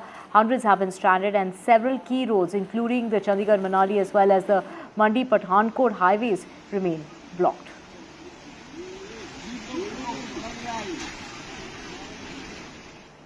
And today is the World Tiger Day, saving the striped giant with mighty wildcats that need to flourish. And that is the Indian government that has gone on to, in fact, mark that milestone, saying that 3,000 plus tigers are in 58 reserves, and conserving species and their homes is what the Environment Ministry had to say while sharing this milestone.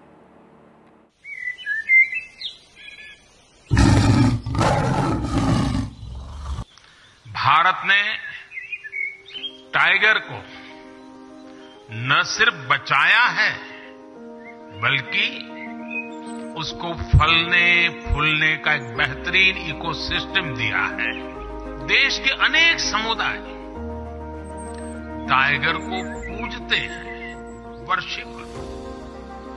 हमारे यहां अनेक जनजातियों में tiger को अपना बंधु माना जाता है, भाई माना जाता है. Under the leadership of PM Shri Narendra Modi, India is not just saving tigers, we are setting an example for the world. With 58 tiger reserves and rising numbers, India leads the global conservation mission. Tiger numbers have increased from 1,411 to 3,682, a result of strong governance and active public participation.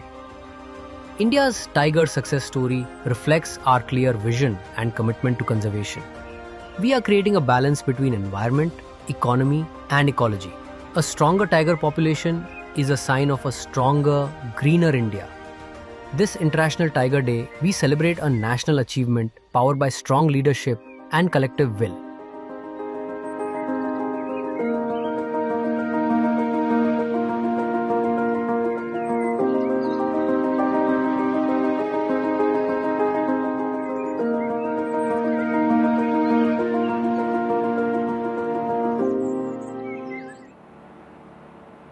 Now here at NDTV, we reveal the facts behind trending health topics, from the true effectiveness of diabetes medications such as Ozempic to spotting stroke signs and symptoms early with the FAST method, and expert advice on enjoying treats like samosas and jalebis, but in moderation. Watch this space for the special coverage. When it comes to medicines like Ozempic, is that the magic bullet we've been looking for? Is it a temporary fix? Well, these drugs are very effective. They are very good in some people. They have shown very good weight loss, but I won't say magic bullet, because ultimately it is your diet, your lifestyle, how much you work out and how much you do the diet along with these drugs that will work out on the long term. How does one recognize if they are having a stroke? What are the symptoms? Remember, B fast. B stands for balance. E stands for eye, which is vision, and fast. F is if your face becomes drooping, and A is arm gets weak or numb, and S is for speech, if his speech becomes slurred. Any one of these symptoms occurring suddenly should warn you that a stroke may be coming. Tell us, what's the verdict on the samosa and jalebi? Should one be having it or not? You know, I think that there's nothing absolute about never having it in life, but the fact is there's excess amounts of sugar which is in jalebis, and a lot of samosas which are fried stuff are probably definitely not doing us good. So I think that needs to be curtailed, perhaps completely discouraged, but I would say once in a while there has to be fun. So if you're on a picnic, you can't be eating oats out there.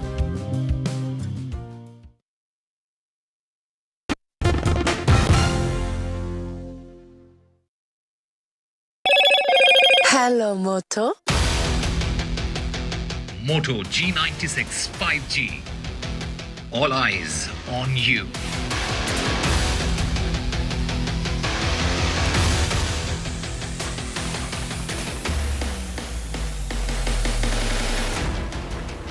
Today marks International Tiger Day, and it's the Environment Minister who's tweeted saying that India has shown remarkable success in tiger conservation with 58 reserves and 3,682 tigers in India, to be precise.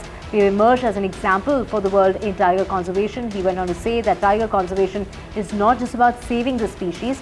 Their rising numbers also symbolizes the health of the forest they inhabit, and let us pledge to protect our tigers and their ecosystems, which also support livelihood opportunities as far as communities are concerned.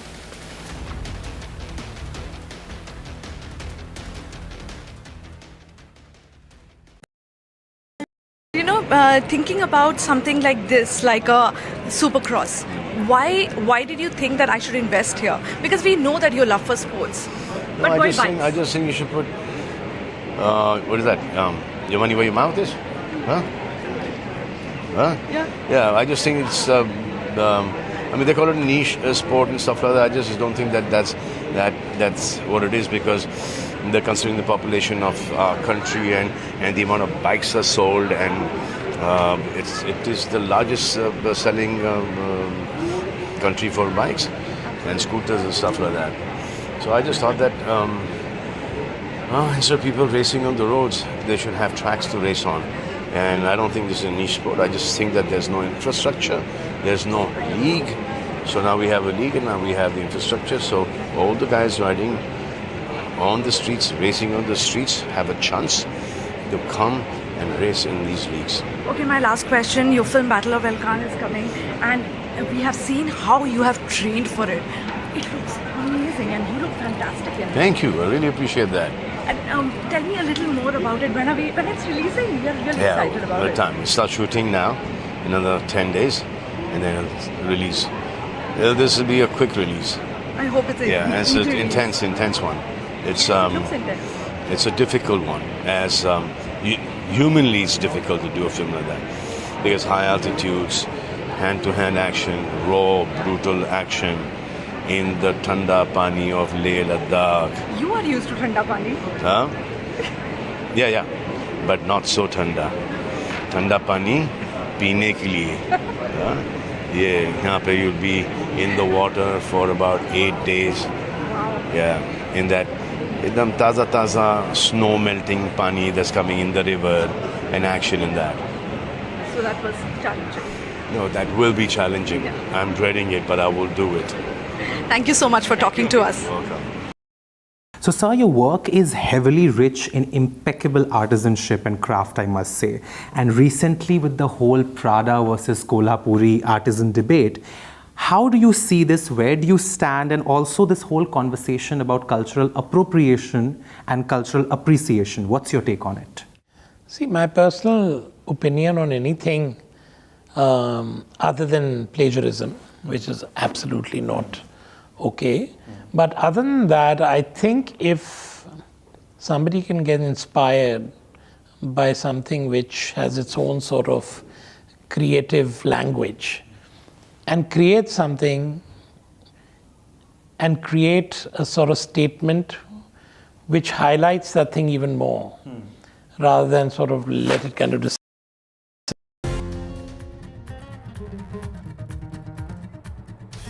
As the Parliament continues its discussion on Operation Sundoor, Union Home Minister Amit Shah will address the Lok Sabha today, while Prime Minister Narendra Modi is likely to deliver his speech, according to our sources. Defence Minister Rajnath Singh, meanwhile, is set to open the Operation Sundoor discussion in the Rajya Sabha.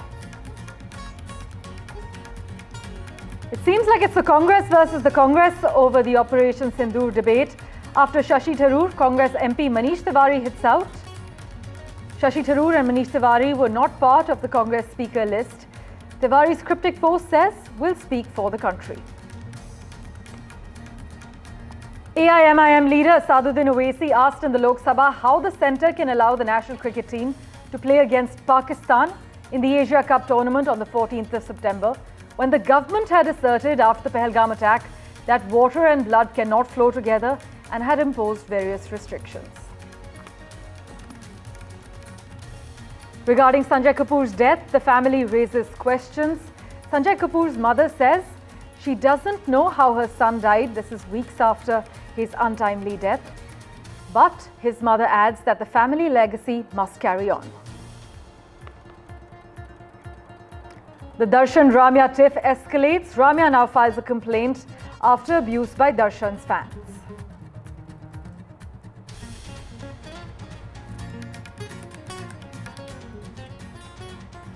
Meanwhile, the National Capital Region reels under the rain deluge. We get you the latest on the Tuesday morning traffic mess in Delhi.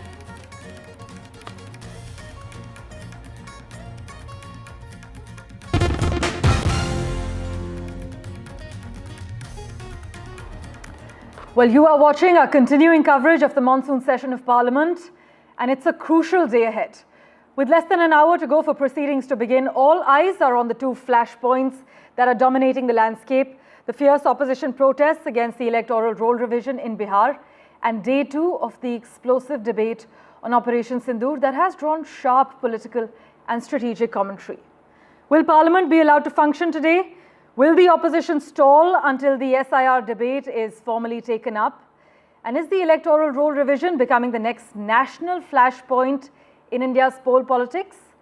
Well, over the next hour, we'll take you live to our reporters on the ground, our editors who are breaking down the political stakes, and bring you experts' insights into what's shaping up to be yet another high-voltage day in Parliament. For the latest, let's go across to my colleague, Shiv Arur.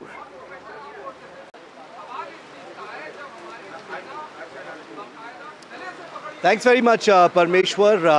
Very good morning to all of our viewers in India and across the world tuning in to what is a very wet day here in the national capital. We're just meters outside Parliament for what we're expecting to be, hopefully a very auspicious day. The rain here in India is always seen as something that is propitious, something that is auspicious. Will it be something that forebodes a good debate, a constructive discussion, on day 2 of the Operation Sundoor Samvad, as we call it here in the country. We'll have to wait and see. Yesterday was a pretty good day. There were some disruptions, but Parliament was visible in all its hues. Some of the big guns on both sides really did fire. It started off with Rajnath Singh. It ended with External Affairs Minister Jai Shankar. Went on till well after midnight yesterday in Parliament. Today promises to be pretty much the same, but it's going to be much, much bigger. And in a moment, I'll give you a sense of who all we're going to see speaking today in both houses of Parliament. I promise you it's going to be really big. All of it will be live here on NDTV. But before that, here are some very quick highlights in the rare chance that you may have missed some of these things from yesterday, day 1 in Parliament. कभी कभी हमारे प्रतिपक्ष के लोग ये पूछते रहे हैं कि हमारे कितने बीमार गिरे। मुझे लगता है उनका यह प्रश्न हमारी राष्ट्रीय जनभावनाओं का सही से प्रतिनिधित्व नहीं कर रहा है। मुझे लगता है उन्होंने एक बार भी हमसे यह नहीं पूछा कि हमारी सेनाओं ने दुश्मन के कितने विमान मारे गिराए। यदि उन्हें प्रश्न पूछना ही है अध्यक्ष महोदय, तो उनका प्रश्न यह होना चाहिए, क्या भारत ने आतंकवादी ठिकानों को तबाह किया? तो उसका उत्तर है हाँ। आपको प्रश्न पूछना है तो यह प्रश्न पूछिए, क्या ऑपरेशन सिंदूर सफल रहा? तो उसका उत्तर है हाँ। आपको प्रश्न पूछना है तो यह पूछिए कि इस ऑपरेशन में क्या हमारे जाबाज सैनिकों को कोई क्षति हुई है? तो उसका उत्तर है नहीं। रक्षा मंत्री होने के नाते ये नहीं कहा कि पहलगाम में दहशतगर्द कैसे आए। कहीं ना कहीं एक सरकार में एक अहंकार आ चुका है। इंटेलिजेंस और सिक्योरिटी जो फ्रेमवर्क है, एस्टैब्लिशमेंट है, जो लोग हैं जो निर्णय लेते हैं इंटेलिजेंस और सिक्योरिटी की, आज उनमें एक अहंकार आ गया है कि चाहे जितनी भी बड़ी गलती हो उन पर कोई सवाल नहीं उठा सकता। लेकिन आज हम सवाल उठा रहे हैं। नैतिक जिम्मेवारी आपको लेनी पड़ेगी। आप लेफ्टिनेंट गवर्नर के पीछे नहीं छुप सकते। आप लेफ्टिनेंट गवर्नर के पीछे ये केंद्र सरकार नहीं छुप सकती। They attacked tourists and we attacked terrorists. We did not target Pakistan's civilians. Sir, this is not a reaction. This is a doctrine. This is the Modi doctrine. This is the new normal which Pakistan has now understood. India of today is not the India of 2008. This is very important because this turnaround, this new normal is because of our changed policies. आपके सभी वक्तव्यों में कहा गया है कि पाकिस्तान घुटनों पे था। आप ही कह रहे हैं अगर पाकिस्तान घुटनों पे था तो सीज फायर की जो सीज फायर जिसको आपने स्वीकृति दी और आप कह रहे हैं कि हमने सीज फायर को माना, अगर पाकिस्तान घुटनों में था तो सीज फायर की क्या जस्टिफिकेशन है? अमेरिका की एक ट्वीट ने आपके युद्ध विराम की घोषणा से पहले की। And like I said, Parliament went on till well past midnight last night. But the last big gun to fire from the government side last night was Dr. S. Jaishankar, the External Affairs Minister.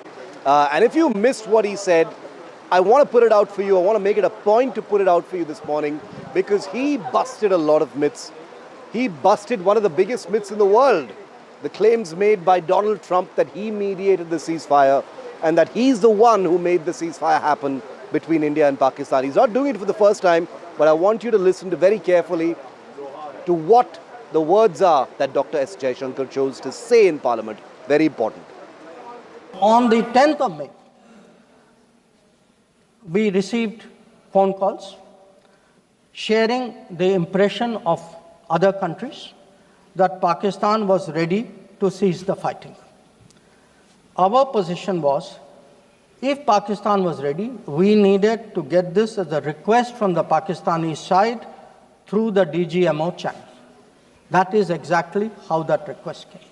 At no stage in any conversation with the United States was there any linkage with trade and what was going on. Secondly, there was, please listen. Secondly, there was no call between the Prime Minister and President Trump from the 22nd of April when President Trump called up to convey his sympathy and the 17th of June when he called up Prime Minister in Canada to explain why he could not meet.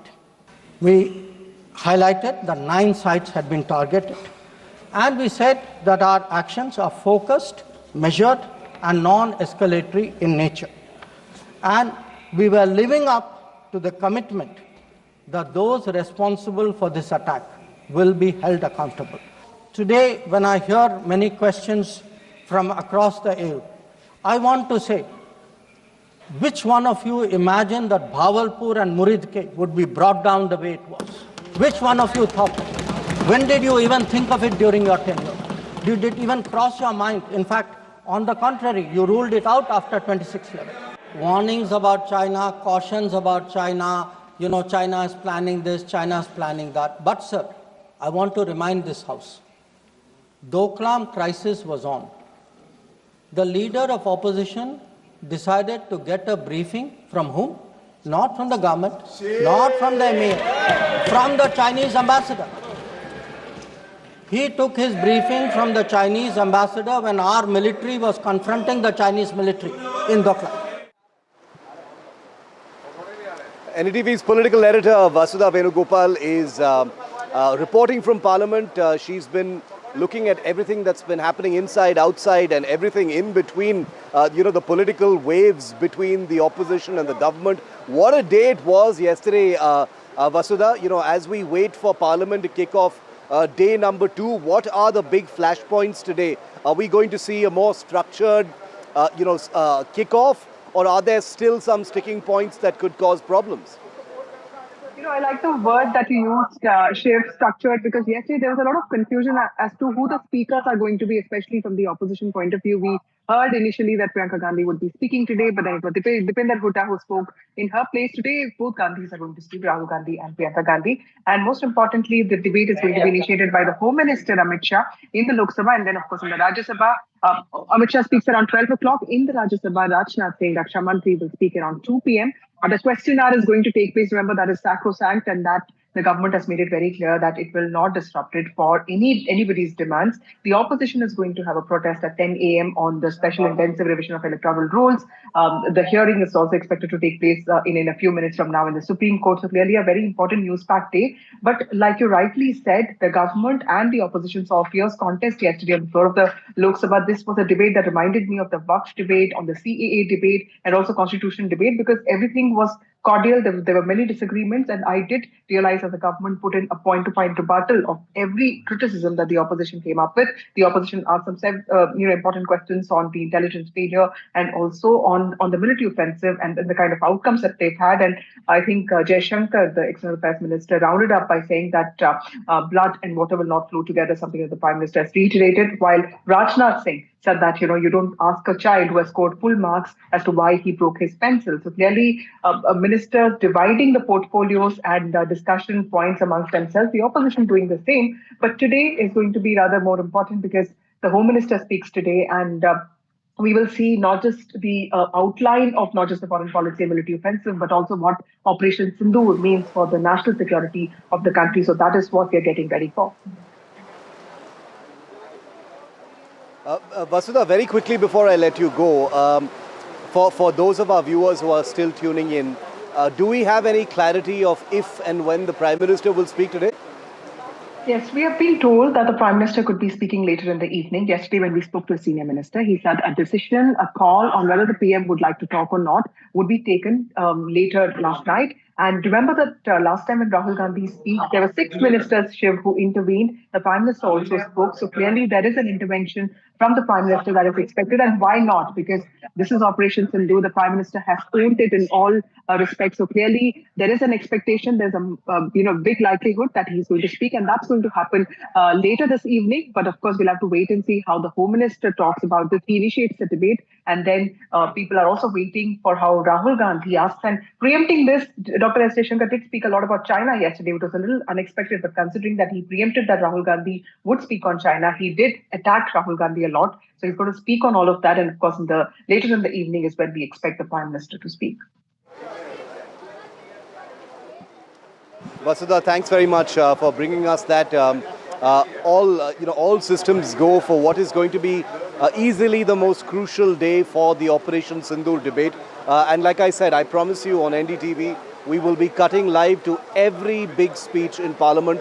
You do not have to worry about that. You do not have to worry about switching. You will see it live with real-time analysis and breakdown on your screen as the big people speak. Amit Shah kicks it off, remember, at 12, Rajnath Singh at 2, Prime Minister possibly later in the evening. All of it will be live. Priyanka Gandhi Vadra, Rahul Gandhi and others as well. One small sticking point that's happening before Parliament opens that has become a big political issue is over Manish Tiwari, the prominent Punjab MP whose entire, the possibility of him being a speaker in Parliament today has now become the Shashi Tharoor 2.0 controversy. I'm going to refer to it in just a moment. I'm going to show you his tweet in just a moment because he's put out a tweet which many people are calling cryptic. But I see it as perhaps the most direct sort of snub and slight to his own party, where he is registering his displeasure, his irritation, annoyance and maybe his anger over being benched during the Operation Sundoor debate. Remember, like Shashi Tharoor, Manish Tiwari was also part of one of the international delegations, multi-party delegations that were sent abroad. But Manish Tiwari, once again, conspicuously absent from the speaker list. This is a very strange system, a strange situation as far as the Congress is concerned, because at a time when the real flashpoint is between the Congress and the government, there are these internal fractions, internal frictions, I beg your pardon, that seem to be erupting. I want to go across to our guest this morning because the sidelights in Parliament are occupying as much mind space and energy perhaps than the real meat of the package inside Parliament. Rohan Gupta of the BJP, formerly of the Congress, is with me live. Nikhil Jain is an advocate and a policy analyst. He supports the Congress party. We have other guests joining us in just a short moment from now. Rohan, I want to quickly come to you first. You have the unique distinction of having spent time in both parties, Rohan. I wanted to kick it off by asking you about Manish Tiwari. The reason I'm doing that is because his social media post, Rohan, is far from cryptic. He is registering his, his displeasure and his sort of protest maybe, his rebellion maybe against his party over being benched during the Operation Sundoor debate. You know Manish Tiwari well. What do you think about this? I think he is another victim of so-called darbaris of Congress party, because he represented country for Operation Sundoor across the world, and that's why the darbaris of Congress won't like it, and he's not part of the list. See, this is the irony of Congress party of today. Anything which is for the country, anything which is favorable to the country, they are opposing it. Why these two people are not there? They should have taken this opportunity to be part of Operation Sundoor, but they are not doing that. What they are choosing is Chidambaram speaking for Pakistan. What they are doing is Pramod Tiwari speaking for Pakistan. This is a clear-cut loss of narrative as far as Congress party is concerned. They don't understand what is the reality on ground, what are the sentiments of the people. They are keeping their goalposts keeps on changing, their questions keeps on changing. Till yesterday the question was, where are those terrorists? When yesterday under Operation Madhav the terrorists were killed, today they are asking different questions. See, we need to understand one thing. There are certain issues which are above politics. When it is about the country, when it is about the valor of our army, you cannot be just seeing as opposition asking questions again and again. You are trusting the other leaders of the world more than your own ministers. That's what Mr. Amit Shah told yesterday. When minister clearly says that Mr. Modi has never spoken to Trump, still they don't want to trust, because they are very, very clear that they want to play politics. And in the eyes of people, because of this approach of Congress party, the narrative is completely out, and today nobody trusts Congress party. And yesterday army has slapped they have given the biggest slap on the face of Congress party, and they are completely exposed. When Congress party says that Pakistan is not behind this Pahalgam attack, yesterday our army proved the other. Nikhil Jain, yesterday when you were with us on our coverage, we were talking about Shashi Tharoor. You took the example of Manish Tiwari saying, he's going to be one of the speakers. Now you've seen what happened. Clearly it is a pattern. Clearly Manish Tiwari has also been benched. He has shared, a grab of a news article that talks about how he has been benched, pretty much confirming that because he spoke in favor of the government during Operation Sundoor, he has been left out. He is an outcast in the Congress and in Parliament. Absolutely not, Shiv. I don't agree with the fact that Manish Tiwari is an outcast in the eyes of the Congress. At the end of the day, he is a sitting member of Parliament of the Congress Party, and he's always been a very important leader for the Indian National Congress. He's been the president of the Indian Youth Congress. So far as his current role in the Operation Sindoor and the Pahalgam terror attack debates is concerned, I honestly do feel that is probably a strategic decision that is taken collectively by the party, its communication in charges, and perhaps Mr. Tiwari and Dr. Tharoor themselves, that this is a government that does not realize, the proprieties of how do you go about functioning in a Westminster system. For instance, when the Congress MPs were Congress and other MPs from other opposition parties were sent abroad to represent the stand of the government of India, and these MPs said things which was essentially the line that the government of India had said. What did the BJP do domestically? All of these MPs, whether they were from the BJP or the Congress or any other party, they did a fabulous job. They presented India's stand to the global stage. But the BJP tried to use Nikhil, it this is all domestically. rhetoric. At the end of the day, this is all rhetoric. I'm not. I'll tell you. I'm not But intending Nikhil, no, you have to allow me. This is what you're saying. We'll talk about the BJP in a moment. There are many problems with the BJP as well. Trust me, I am not a journalist who will shy away from talking about the issues with the BJP. Rohan also knows that. I am asking you, in this mahal, in this debate that is happening in Parliament, which is just about a few meters from where I'm sitting right now, you have a situation where Shashi Tharoor says he's under a Maun Vrat, and you have Manish Tiwari openly rebelling against the party by putting out a picture of an article about why he was benched. And he says, Bharat mein rehta hu aur Bharat ki baat sunata hu. Or something to that effect is what he has said in the tweet, which basically means that I will speak for the country. Is he saying that, the Congress has benched him because he spoke for the country, in this case speaking in favor of the government as far as Operation Sindoor is concerned? It looks really bad on the Congress party to bench someone like Manish Tiwari in this case. No, Shiv, I don't think anybody is going to question that Mr. Manish Tiwari, Dr. Tharoor, or anybody from the Congress or any other political party in the country does not speak for the country. Of course, all of them do. And I was not trying to make a rhetoric earlier.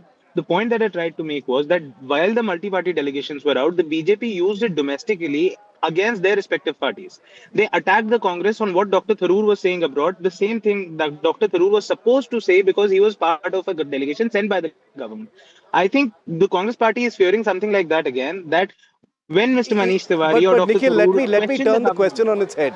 Let me turn the question on its head.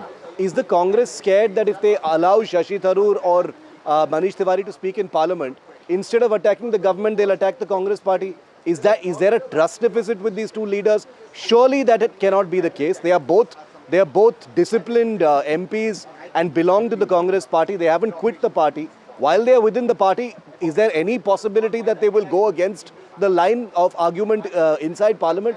How can that be the case? No. How can you No. possibly suggest that someone That's like a not what I'm Shashi Tharoor suggesting. or a Manish Tiwari is not preferable to someone like a Dipender Huda or a Gaurav Gogoi? Shiv, give me 30 seconds to make the point. I think I have not been clear enough.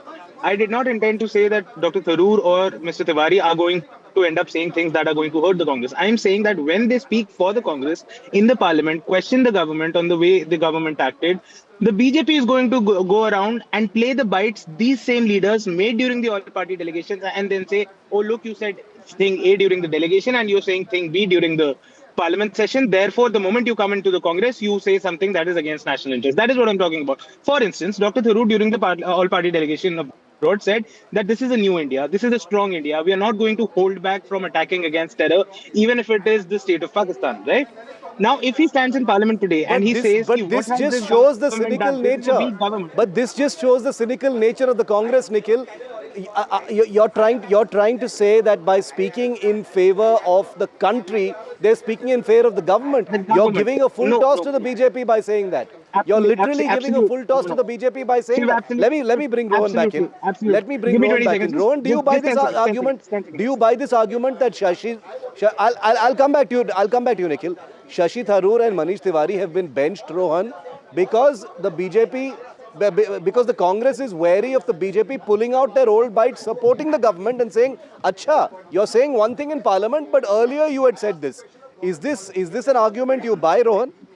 If I think you have hit the nail. See, this is the problem. Congress wants to play politics above the country. This is the evidence. And you have completely hit the nail because this is what the Congress party's mindset today. They don't trust their own leaders. Two top leaders who have vast experience of foreign policy. They have balanced the country well. They have balanced, ensured that Operation Sindoor is represented well. They don't trust them. Otherwise, you tell me this is the opportunity of the Congress party to be part of Operation Sindoor and say that yes, we have also contributed. But they don't want to do that. In fact, they want to ride on people like Chidambaram and Pramod Tiwari who are supporting Pakistan indirectly. This is really loss of face as far as Congress party is concerned. And that's why always I say again and again, Chief, this is the result of the Darbari culture of Congress party, where the real feedback of the ground they that don't reach the top leaders. And this kind of decision, they are suicidal. How can you not allow these top leaders speak on the parliament when the Operation Sindoor debate is going and when they have been part of the Operation Sindoor, and because of one of these leaders, one country had to change the statement? What are you saying? This is completely loss of face as far as Congress party is concerned, and that's why they are shying away from the Operation Sindoor debate. Yesterday, many instances, Jai Shankar ji and Rajnath ji, they clarified each and every point. After that also, if Congress party wants to play politics on this subject, I think today also they have lost this opportunity to be part of success of Operation Sindoor. Nikhil, final point on this topic and then I'll move to the next one. Quick point, Nikhil. No. Shiv, so I don't want to say it at first because I thought that was a slip of tongue by the BJP national spokesperson. But he's been saying again and again, this is an opportunity for the Congress to be a part of Operation Sindoor. Let me tell him that the politicians, whether from the BJP or the Congress, have no right to be a part of Operation Sindoor. It was a military operation. It was our brave soldiers who carried out the operation and delivered a wonderful success. That is the problem, that you always be... And No, I think that we is... have right to celebrate our success.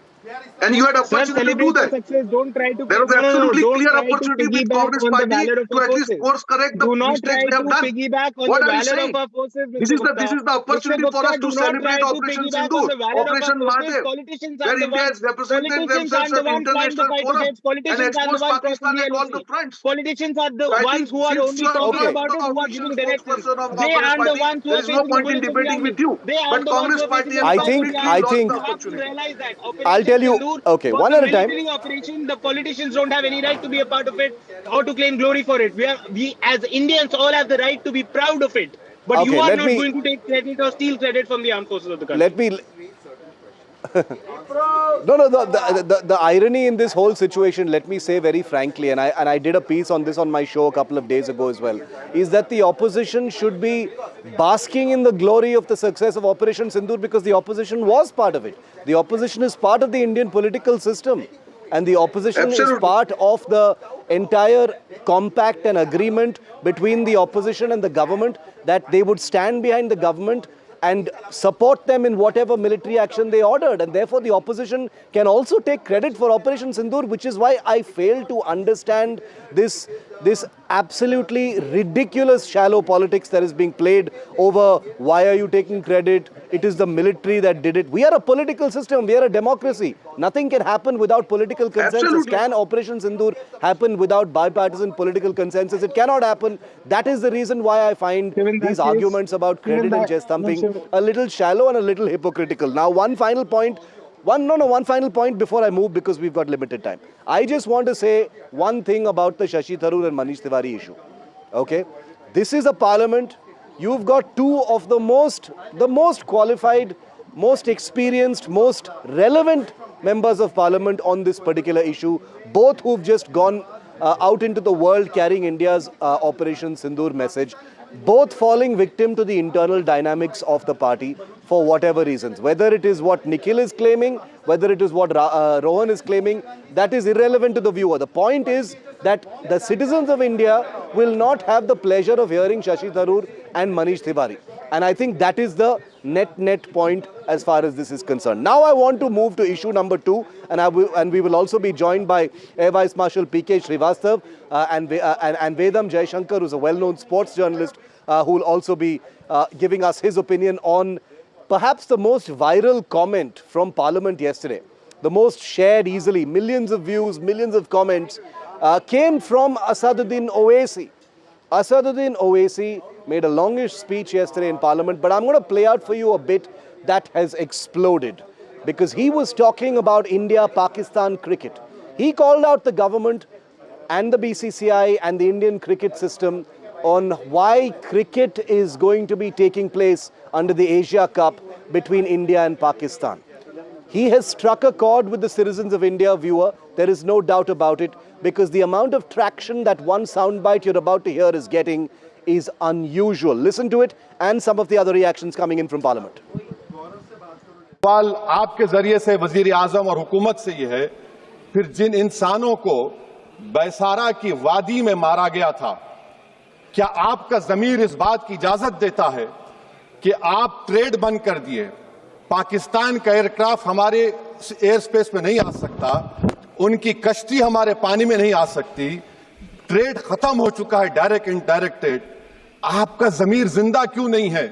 किस सूरत से आप पाकिस्तान से cricket match खेलेंगे जब हम पानी नहीं दे रहे हैं? 80% पानी पाकिस्तान का हम रोक रहे हैं, ये कहकर के पानी और खून नहीं बहेगा, आप क्रिकेट मैच खेलेंगे? मैडम, मेरा जमीर तो गवारा नहीं करता कि मैं उस मैच को देखूंगा। क्या इस हुकूमत में इतनी हिम्मत है कि उन 25 मरने वालों को फोन करके कहे कि देखो हमने ऑपरेशन सिंदूर में बदला ले लिया, अब तुम पाकिस्तान का मैच देखो? बड़ी अफसोस की बात है मैडम। भारत और पाकिस्तान का क्रिकेट मैच भी होने वाला है। हाँ, क्रिकेट खेलो, खूब खेलो क्रिकेट। हैं, तुम्हें देश से मतलब नहीं है? हैं, देश की संप्रभुता से मतलब नहीं, देश की अखंडता से मतलब नहीं, देश के अंदर हमारी बहनों का सुहाग उजाड़ रहे हैं, उनके साथ तुम क्रिकेट खेलोगे? तुम्हें शर्म नहीं आ रही? अपने चंद पैसों के लिए तुम उसके साथ क्रिकेट खेलोगे? बीसीसीआई ने कहा है, सरकार ने ही पहले परमिशन दी है, उसके बाद तो सरकार ने परमिशन, मैं तो सरकार से ही कह रहा हूँ, फिर क्यों ढोंग कर रहे हो यहाँ पाकिस्तान पाकिस्तान? जहां धंधा मिलेगा वहां काम करोगे फौरन। हैं, चाइना में भी चले गए, चाइना ने पाकिस्तान को सारे हथियार दिए, तुम चाइना में भी चले गए, क्या तमाशा है? And Saurav Ganguly is facing a huge amount of heat as well for his comments on how, terrorism must stop, but sports must go on, and how he's changed his tune after a huge backlash. This is Saurav Ganguly, one of the most prominent Indian cricketing veterans and icons. Take a look at this. It gives you a sense of just how strongly people feel about this issue. हर रिश्ता जो है पाकिस्तान के साथ अब लगभग तोड़ी जा रही है, चाहे वीज़ा के मामले में हो, चाहे और चीज़ को तीसरा तोड़ना भी चाहिए, 100% तोड़ना चाहिए, स्ट्रिक्ट एक्शन लेना ज़रूरी है, ये कोई मजाक नहीं है यार, हर साल ऐसे होता रहता है। Sports is different. I'm happy that they are playing. It's an honest confession.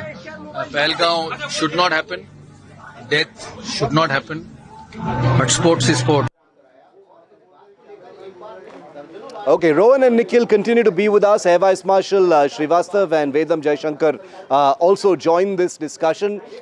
Cricket is the is the flavor of the most viral comment from Parliament on day one of the Operation Sundoor debate. Who would have thought? From Asaduddin Owaisi, lots of discussion. Millions of views and shares on social media as well. It's become a very, very big talking point. Vedam, I'd like to kick it off with you. What do you think about this? There are all these hypocrisies involved when it comes to India-Pakistan cricket. Expediency, convenience usually seems to be the order of the day. In this particular case, it's very jarring because the Cup of Legends was cancelled, but now the Asia Cup is going to proceed between India and Pakistan. There is one level of spin being given saying, it's not a bilateral series and therefore, India doesn't want to, pull out of it and give Pakistan a walkover, which is one narrative being pushed to justify playing Pakistan in the Asia Cup. What do you think, Vedam? Good morning, Shiv. Since you asked me what is my opinion, let me tell you very frankly, I agree with virtually what OSC said. OSC himself was a cricketer. Not many know that. He was a fast bowler. He was a cricketer. But that apart, if the question is about Asia Cup and money, then let me say that even if India plays against Sri Lanka, we'll make a lot of money. There'll be a lot of eyeballs, there'll be a lot of money. So we don't need an Asia Cup as such. If on the other hand, it's a question of giving money to other Asian countries, I don't mean the test playing countries, but the other smaller Asian countries, political person. But the way this is going on, look, I think BJP is very sharp, very smart. But the way it's going on, I have a feeling that this whole thing is just a smoke screen. They are diverting attention from some other debate and allowing the media, that's the print and the electronic media, to be obsessed with this particular thing. Because I don't think we'll play Pakistan at all in this case. Because if you have stopped water, if you have stopped flights, if you have stopped everything, why would you go and play? It's like telling, go and yes, please kill us, but we will not allow sports to interfere in politics. We play cricket, but you can kill us. That's exactly the message that will be going across. And I don't think BJP is so stupid that they will allow this. There is a point of view that if had this tournament been sometime in 2028, 2029, then if the general elections close by, then they would not have played against Pakistan. But I don't think even in 2025, BJP will allow this match to go on. And this whole aspect of the debate and other things which is going on in the media, I think is just a smokescreen.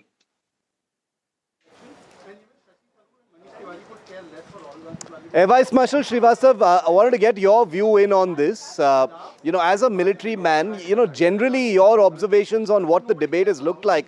And what did you think about, a comment about cricket continuing between two countries that have just almost gone to war, being one of the most resonating comments coming in on the Operation Sundoor debate, Vice Marshal Srivastav?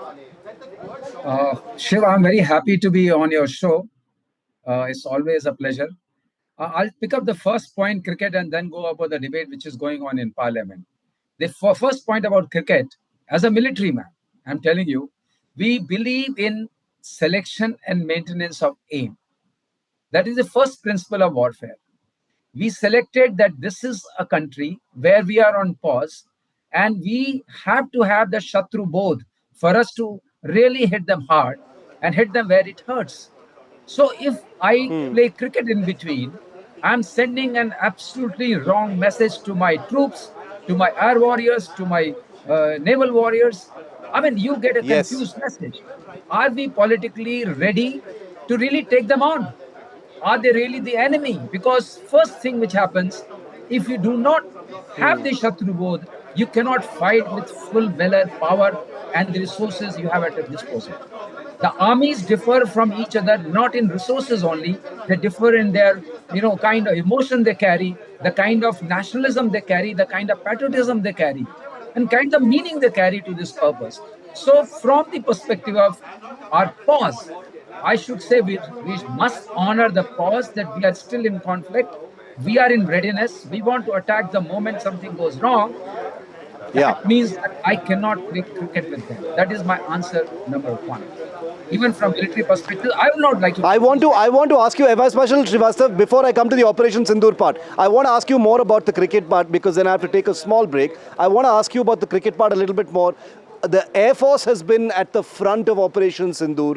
What would air warriors, pilots, ground staff, engineers, maintenance persons watching Parliament and watching these decisions, what would be going on in their minds? Tell us, because you've been in the Air Force. What would be in their minds seeing that Asia Cup is going to happen between India and Pakistan as well? Shiv, one missile or one aircraft flies in the air or it hits the target, there are almost all hues of air warriors involved. Now, whole of the Air Force would be, had I been in Air Force, would be, we are disciplined force, we don't express ourselves, but would be hurt, if nothing else. We'll be hurt what as a nation we are thinking of. We are willing to sacrifice, anything, everything which is there, because that Josh, that Jazba, and that feeling is there that this is my country, this is my flag, and I will die for my flag. What I'm doing to that kind of emotion, the emotion is the most important part. If you really ask me, very, very important part of war fighting is morale. Maintenance of morale will take a beating, and I'll urge the powers that are, the people who take the decision, that this is not contextual. I'm not against sports. The sports is part of all kinds of activities we do, but this is not the time and place and the message. And I can assure you, Vice Marshal Srivastav, that the powers that be are listening. And here on NDTV, we feel very strongly about this issue. That's why we believe it is the most resonant, and it has certainly touched a chord. There is some breaking news coming in. We can confirm to you now that Prime Minister Modi will be speaking in Parliament at 7 p.m. this evening. That's a first confirmation only here on NDTV. 7 p.m. the Prime Minister will be speaking. Our rolling coverage continues on the other side of this very short break. Come right back. 7 p.m. with the Prime Minister.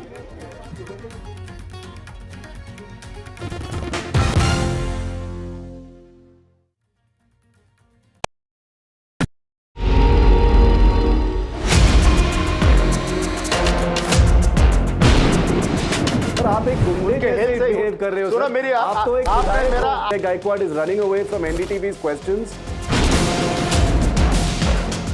That issue is not before the High Command. It was not discussed so far. Kolhapuri chappals costing $1,300. The noise we made finally got heard, and it's so nice that somebody took action on it. Pictures and videos of women that were taken in the Bengaluru metro, now on Church Street and other prominent places in Bengaluru. We managed to arrest both of them. We are bringing you now, for the very first time, is that the Air India preliminary crash report is out. This 15-page report into 10 key findings of what really is being said in this probe report. What's reporting without impact? NDTV 24/7.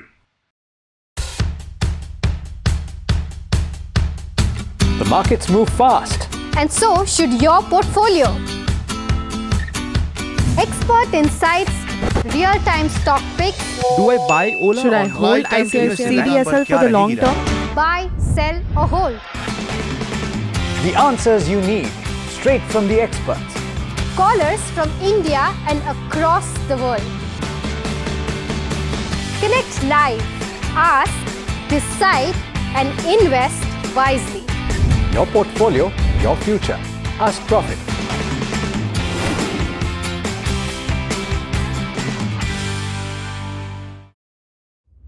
Vanakkam Tamil Nadu. Well, the battle for Tamil Nadu 2026 is open now.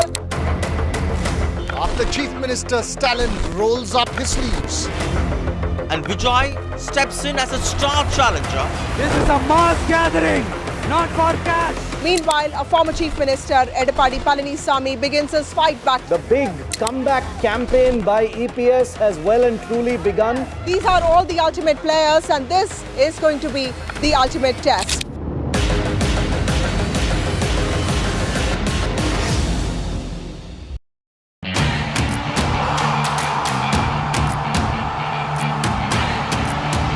Some say sport is a matter of life and death. The truth is, it is far more serious than that.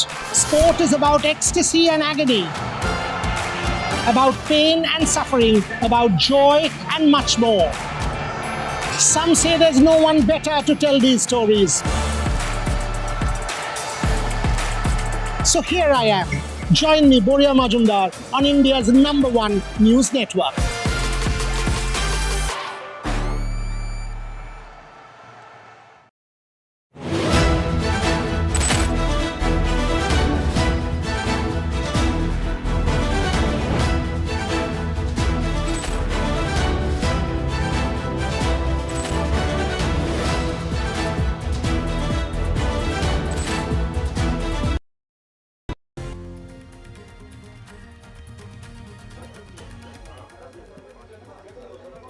Prime Minister Modi will be speaking in Parliament today at 7 p.m. We have a confirmation. Remember, there was a lot of speculation yesterday about what time he would speak. NDTV was the first to tell you that he would be speaking on day 2, that's today, on the latter half. And we are, of course, bang on. Our political team confirming that 7 p.m. Is the scheduled time for the Prime Minister. That will, of course, be the last word on the debate. So you can expect the Operation Sundoor debate to wind up before 10 p.m. depending on how long the Prime Minister's talk actually is. Aishwarya Jain is with me live. Aishwarya, 7 p.m. is when the Prime Minister will be speaking. We have a confirmation now. The Minister would be responding to the position of the opposition that has been in a long 16-hour debate in the Lok Sabha, and it will be a concluding remark, what we have been told, at 7 p.m. Prime Minister would be speaking in the lower house of the Parliament. Certainly, yesterday, remember, it was till 1 a.m. The debate lasted, in which many smaller parties were also given a chance to speak on a very important issue, and many were saying that it would be Prime Minister who would be intervening in between. But 7 p.m. is the time that has now been confirmed to us as far as Prime Minister Narendra Modi speaking on a very important debate on Operation Sundoor, which is ongoing in Lok Sabha. All right, thanks Ishwarya for joining us on that. 7 p.m. remember, and on our screen we'll be reminding you periodically about the big speakers. Remember, 12 o'clock in the Lok Sabha is going to be Amit Shah, the Home Minister. 1 p.m. in the Rajya Sabha is the Defence Minister. 7 p.m. is going to be the Prime Minister in the House. And remember that Rahul Gandhi, the leader of the opposition, Priyanka Gandhi Vadra, the Wayanad MP of the Congress Party, and other speakers will all be speaking today. So it's going to be a very, very high-profile day in Parliament in the lead-up to the final talk and response from the Prime Minister. Meanwhile, outside Parliament, there is a protest going on by India Bloc MPs. This is over the Bihar voter list SIR controversy that continues to be one of the big political flashpoints of the season during the monsoon session, as well as in the run-up to the Bihar election. Take a look at this report.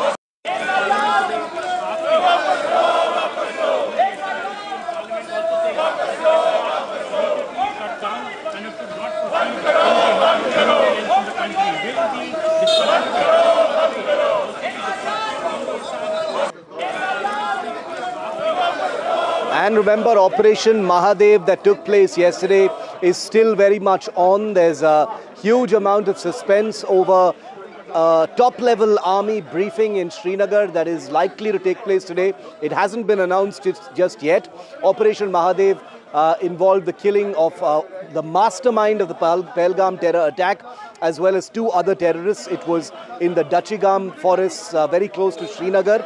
The circumstances around which this attack and this encounter took place have been detailed, in the minutest of details right here on NDTV. So all of those facts and information and data you will see in our reports and continuously be played here on NDTV in the run-up to that possible briefing by the Indian Army.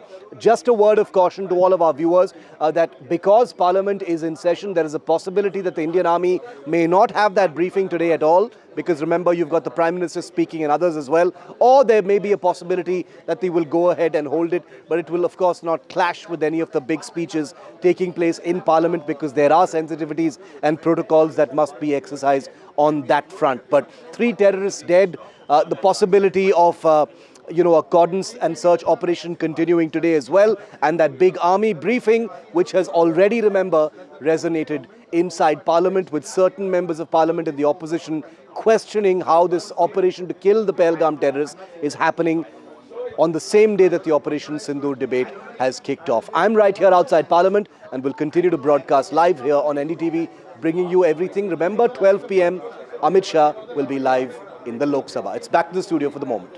Shiv, thanks so much for joining us with the lowdown. Let's also get you the latest as far as the National Capital Region is concerned. Heavy rainfall accompanied by thunderstorms lashed the National Capital this morning, causing waterlogging in several parts of the city during peak office hours. Take a look at the dramatic visuals that are playing out on your screens at the moment. The IMD has issued a red alert and forecast intense to very intense showers in many parts of Delhi NCR till noon. Now, according to the Weather Department, the city is expected to receive heavy rainfall with winds actually gusting to about 30 to 40 kilometers per hour. And a red alert is also in place for southeast and northeast NCR, while a yellow alert is in place for southwest and southeast parts of NCR.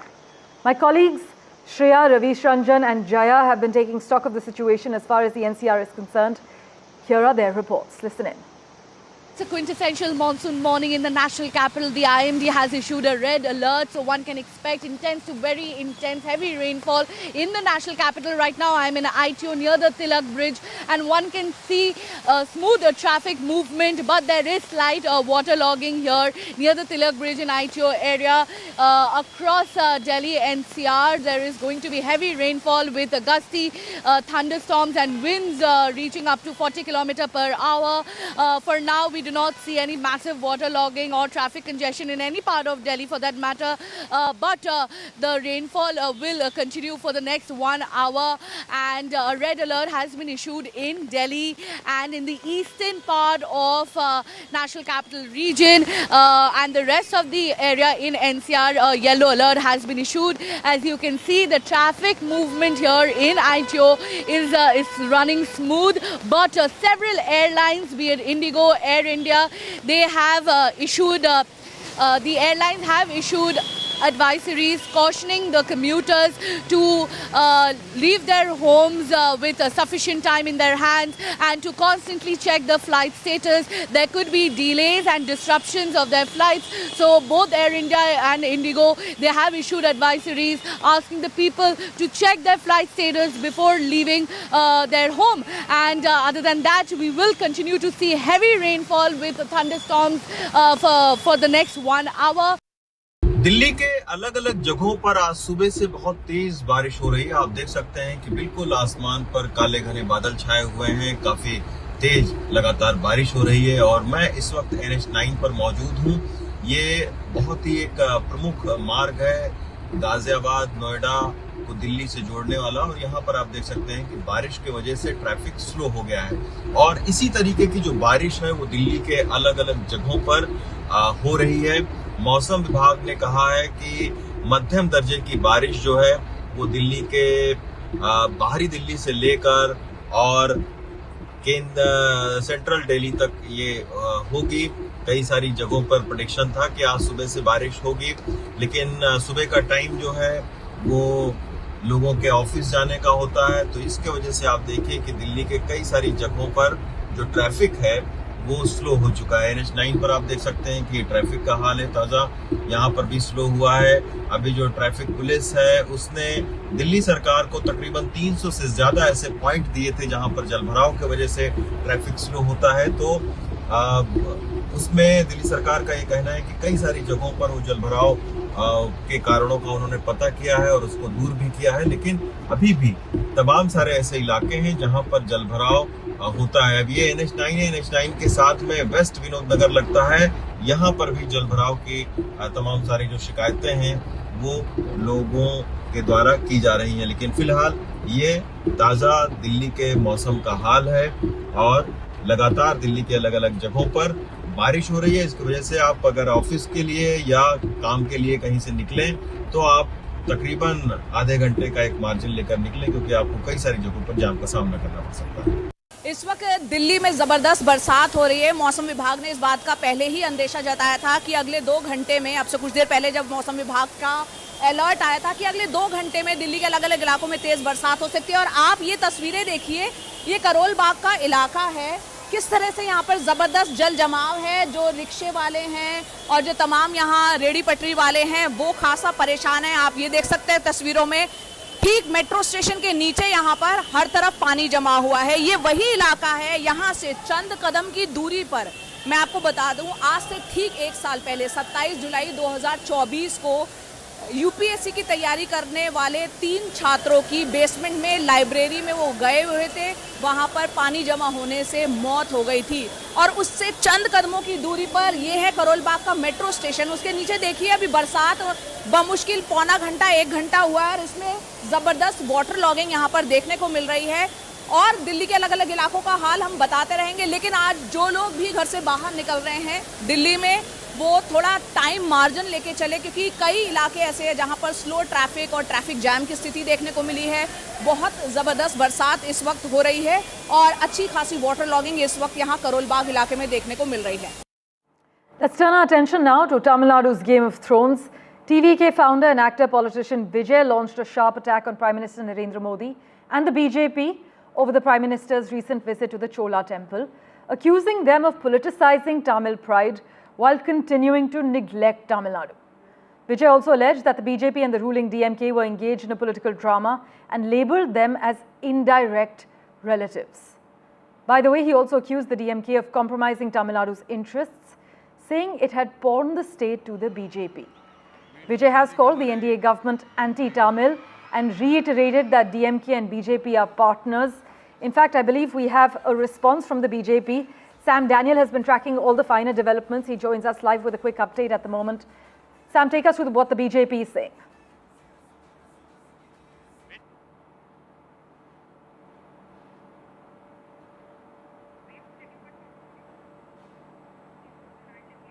Right. While we just reconnect with Sam, I'd like you to note that the BJP has responded to Vijay's remarks. In fact, Vijay had called the NDA government anti-Tamil. I'm told Sam Daniel is now back with us. Sam, take us through the lowdown.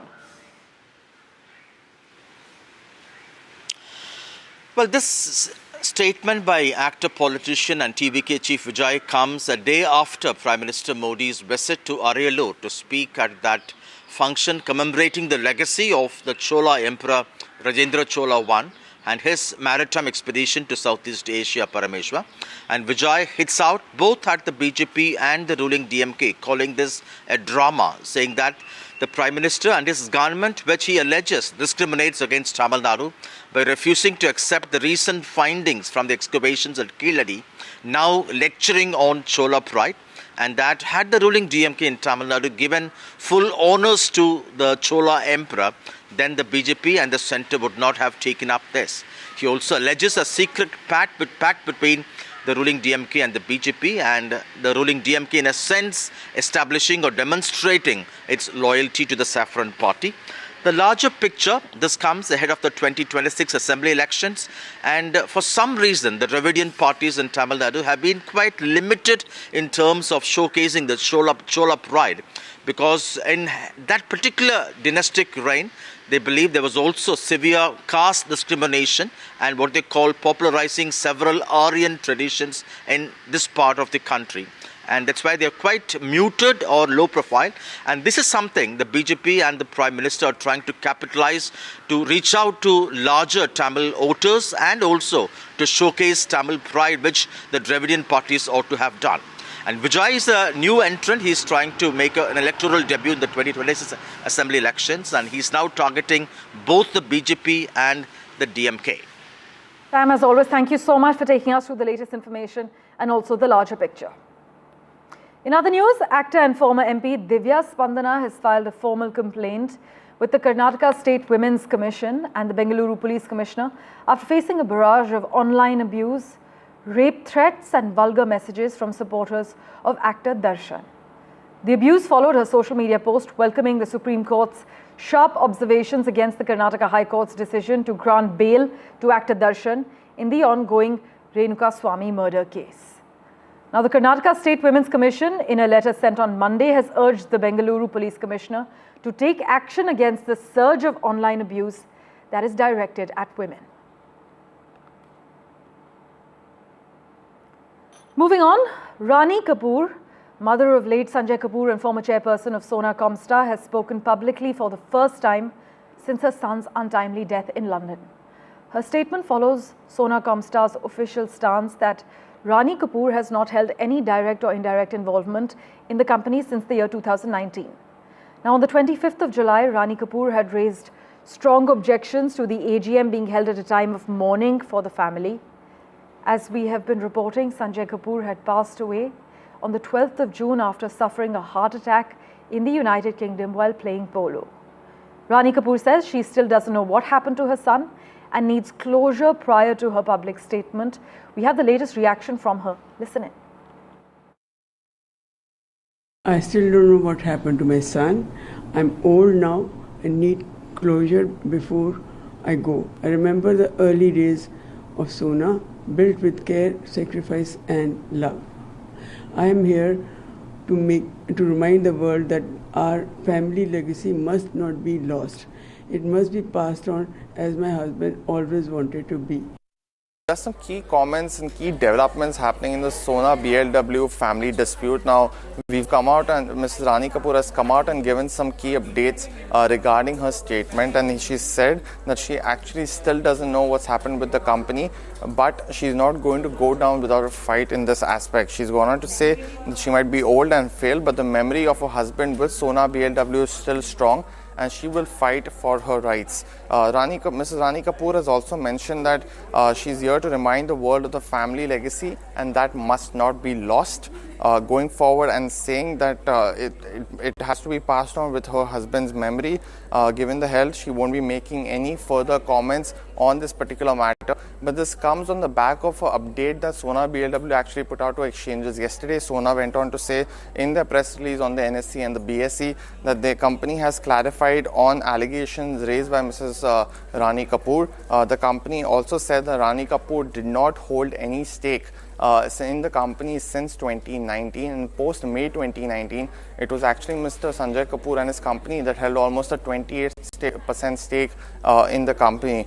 The company also said that these claims made by Mrs. Rani Kapoor are baseless, and also went on to say that the reappointment of Priya Sachdev Kapoor as well as reappointment of Jeffrey Overly to the board of the company was largely done in compliance with the rules. So this is a key developing story. We've seen both sides come out with some key updates on their side. So we'll be on this story and seeing how this tracks out.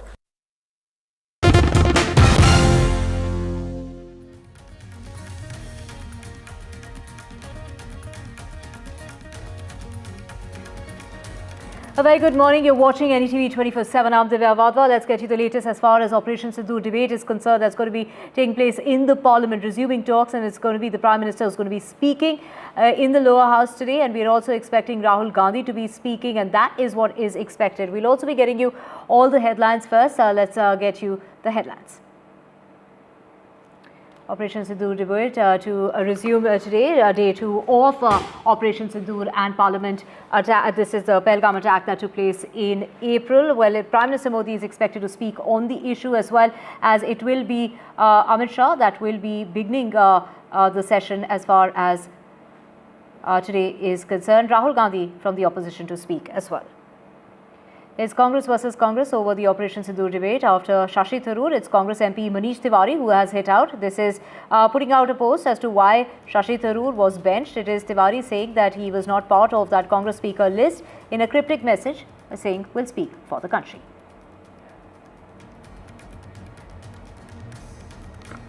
And monsoon misery across states from inundation. This is from Bihar to Rajasthan. Flights in Delhi have been disrupted amid heavy rain. In Mandi, 2 people have died and 2 are missing due to heavy rain. Now we are talking about disruption that is being reported from various parts of the country. Sanjay Kapoor's death, the family is raising questions. It's the mother, Rani Kapoor, who's gone on to say she doesn't know the reason why her son died, is asking for answers in order to get closure. Donald Trump hits out at the London Mayor Sadiq Khan, calling him nasty. Says he's done a terrible job. It's Starmer who had to intervene, saying that he's a friend of his.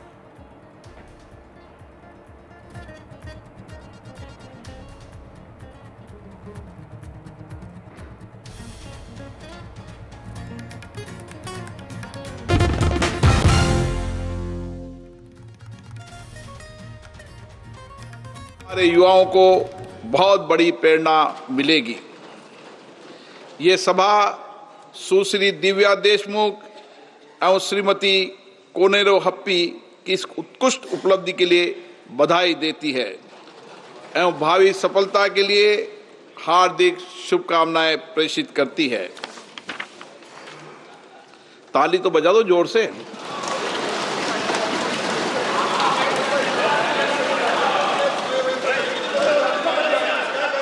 Question number 121, Sri Manikam Tagore. Sir, I have given number 121, sir. Sir, question number 121. Please. माननीय अध्यक्ष महोदय, एक विवरण सभा पटल पर रख दिया गया है। माननीय सदस्य,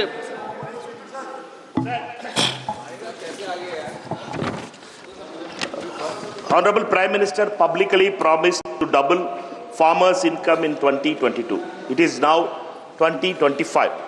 Can the Honorable Minister present official data?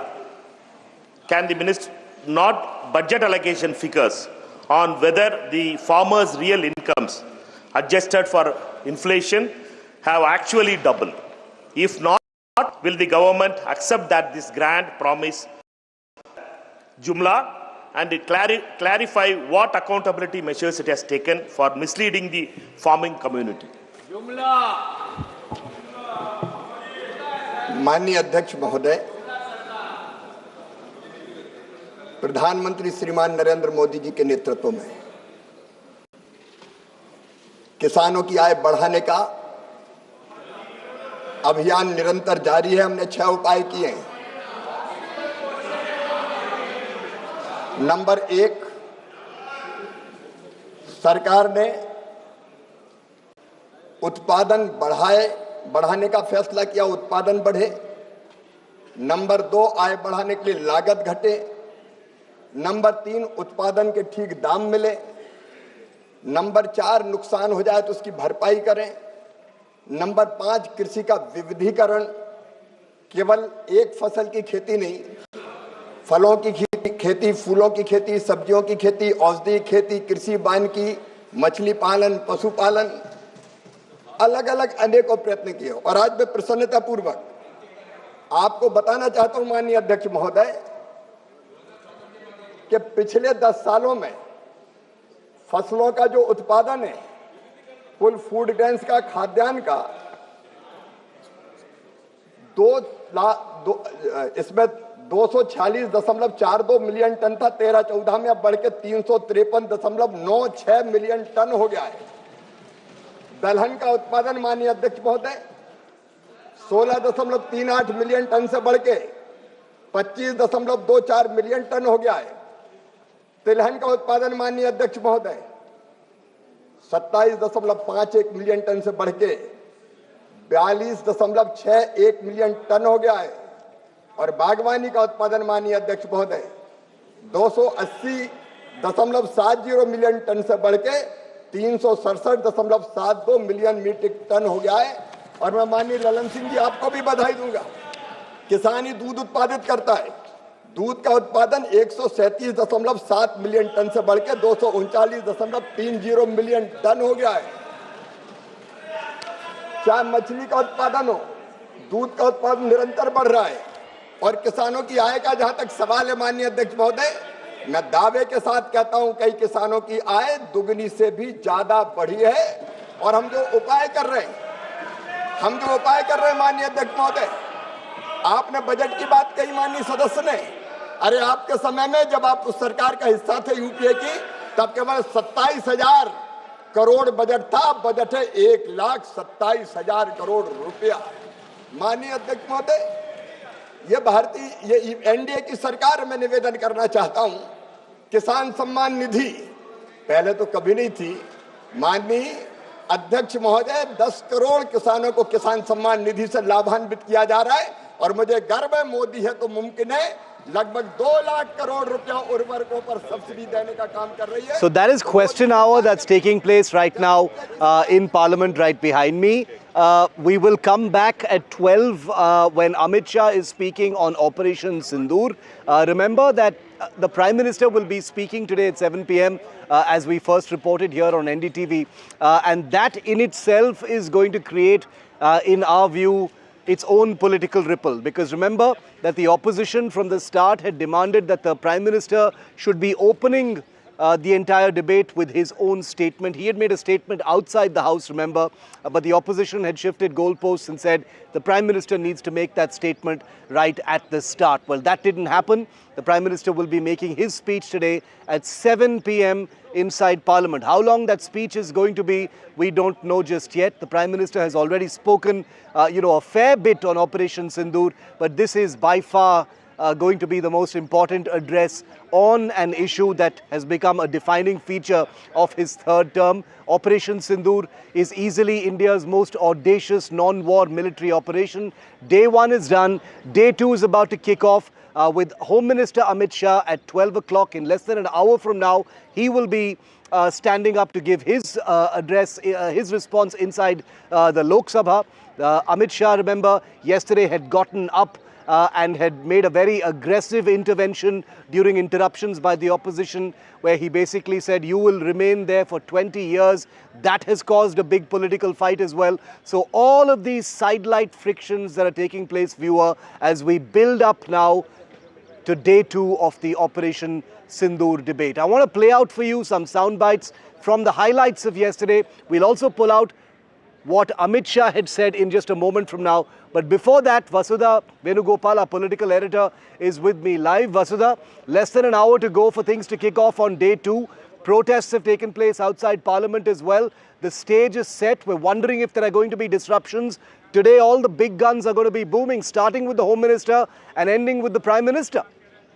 Absolutely, Shiv. But the thing is, the lack of coordination that you see with opposition is something that's so glaring. They announced a protest on SIR, against SIR, but even the big guns came only at 11 o'clock. You saw MPs, but these are just, MPs were not really that established who were protesting outside the Parliament complex at 10 o'clock on SIR. So it really, shows that the opposition needs to do so much more when it comes to coordination. Yesterday, we saw the BJP have a very large-scale protest in support of Dimple Yadav, who's not even part of their party, to send out a message of women empowerment and respect for women. And now coming to Operation Sundoor, there is a certain sense that, of course, all big guns of the opposition are going to speak today, and also from the ruling party, from the opposition, Mallikarjun Kharge and P. Chidambaram in Rajya Sabha, and both Gandhis, Rahul Gandhi, Priyanka Gandhi in the Lok Sabha are going to speak. And Prime Minister is expected to speak around 7 o'clock. That's what everyone has been told.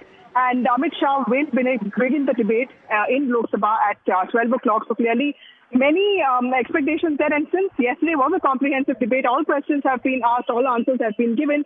Everyone is wondering as to what exactly will be the flashpoint today, and that is something we'll have to wait and watch out for. But first, question hour, 11 to 12, and 12 o'clock is when the Home Minister starts speaking. Vasudha, very quickly before I let you go, because you've got to prepare to be inside Parliament, the Prime Minister speaking in Parliament on Operation Sundoor had become a prestige issue. It had become a very, aggressive flashpoint between the government and the opposition before the debate actually began. With the Prime Minister now confirmed to be speaking today, do you see any, disruptions from the opposition side? What is their strategy vis-a-vis the Prime Minister on Operation Sundoor? Well, Shiv, that's a great question. In fact, I heard from the opposition MPs that the Prime Minister is going to speak today. So there's a lot of preparation. They don't want to come across as disrespectful, and they don't want to come across as disrespectful or specifically of the armed forces, which is why what I understand is that there are many thoughts and there are many conversations that are going on. There's a meeting that is scheduled to happen soon. But all of this will happen after Amit Shah speaks, the Home Minister speaks. They're going to reserve all the disruptions to the Home Minister is what I understand. And of course, prepare for Rahul Gandhi to speak and to give him all the support that he wants, and of course to Priyanka Gandhi, and then prepare for the Prime Minister. But they are very clear that they want to be mindful of the fact that they don't want to be seen as disrespectful of any authority, specifically when he's talking about such an important matter concerning national security. They ran yesterday at 8. Okay, Vasudha, thanks very much for that. The Prime Minister is going to speak today at 7 o'clock. In less than an hour from now, in fact, just about 50 minutes from now is when Amit Shah will be speaking. I want to introduce onto our panel this morning. Here, it's a very warm morning. It stopped raining here in Delhi, but the sun is out and it's extremely warm here in the national capital, and that may be an echo of what's about to happen in Parliament as well. As we always say, the weather always mirrors the mood inside Parliament. It was cool and rainy a little earlier, but now it's warm and sunny. Nikhil Jain is a political analyst. He speaks in favor of the Congress party. Gopal Krishna Agarwal is a senior leader of the BJP. Air Vice Marshal P.K. Srivastav is a Air Force veteran and a military man. And he brings us the invaluable military perspective this morning in a debate that is very much about military action and how India has totally turned the rules of engagement when it comes to terror. So the Prime Minister is going to speak today. Gopal Krishna Agarwal, I'll kick it off with you. The same question that I asked Vasudha a moment ago, I'll ask you. The Prime Minister's response in Parliament had become a prestige issue. It had become an ego issue as far as the opposition is concerned. They had insisted that the entire debate be opened by the Prime Minister's opening address. That didn't happen. It led to a kind of friction and a further breakdown of communication between the opposition and the government. What are you expecting from the opposition today? It's a very big day. Home Minister first and the Prime Minister right at the end. Gopal Krishna Agarwal. Shiv, we always had been saying that we are ready for every debate in the parliament. It was the opposition which was creating ruckus and they were changing goalposts. I don't think even when Prime Minister, Home Minister, for Defense Minister and even External Affairs have been answering their questions, speaking in the parliament, still the opposition is satisfied. They will change the questions. They will not accept the answers. Now they will raise another issue. The issue is basically that opposition at present is not comfortable the way our government has been dealing on terrorism, the way our government at the international level has changed the response to terrorist actions from Pakistan, our response to China.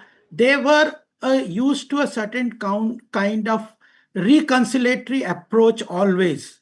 But under Prime Minister Narendra Modi ji, the overall of our policy of dealing with China, dealing with Pakistan, even dealing with Turkey, they have completely been changed, and our national interest is supreme. Our sovereignty is supreme. Our national interest comes first. So the issue and problem with opposition is they cannot acknowledge this. That now the national interest has come first. They just are not able to acknowledge the reality of the strength that under Prime Minister Modi ji country has gained. Our army has been given free hand. We got a glimpse, Gopal. We got a glimpse of how the government plans to take on the opposition in Parliament yesterday when Home Minister Amit Shah, flaunted a very combative side to him, and he had some very sharp comments when the opposition was interrupting during Baijayant Panda, BJP MP Baijayant Panda's speech in Parliament yesterday on Operation Sundoor. I want you to see this. Remember, Amit Shah is going to be speaking at 12 today. Here he is getting up to shout back at the opposition. This is yesterday.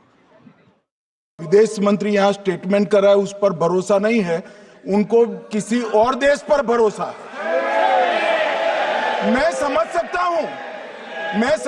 हूँ उनकी party में विदेश का महत्व क्या है, मगर इसका मतलब ये तो नहीं है पार्टी की सारी चीजें यहाँ सदन में आकर थोपे। भारत के विदेश मंत्री पर भरोसा नहीं करोगे? ओथ लिया हुआ व्यक्ति यहाँ पर बोल रहा है, he is responsible.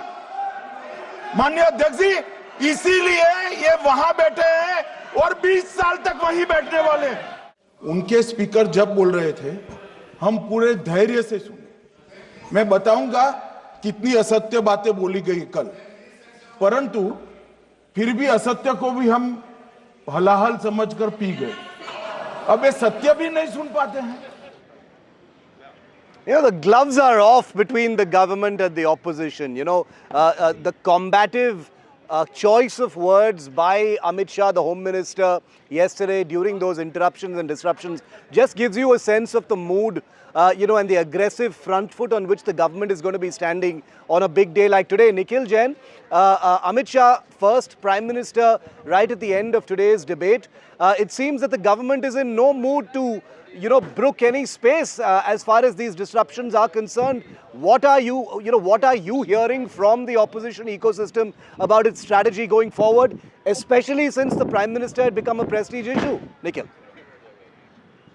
So the problem with the entire thing and the way the government is dealing with it, it shows in the intent of, and the way the BJP spokespersons approach the issue.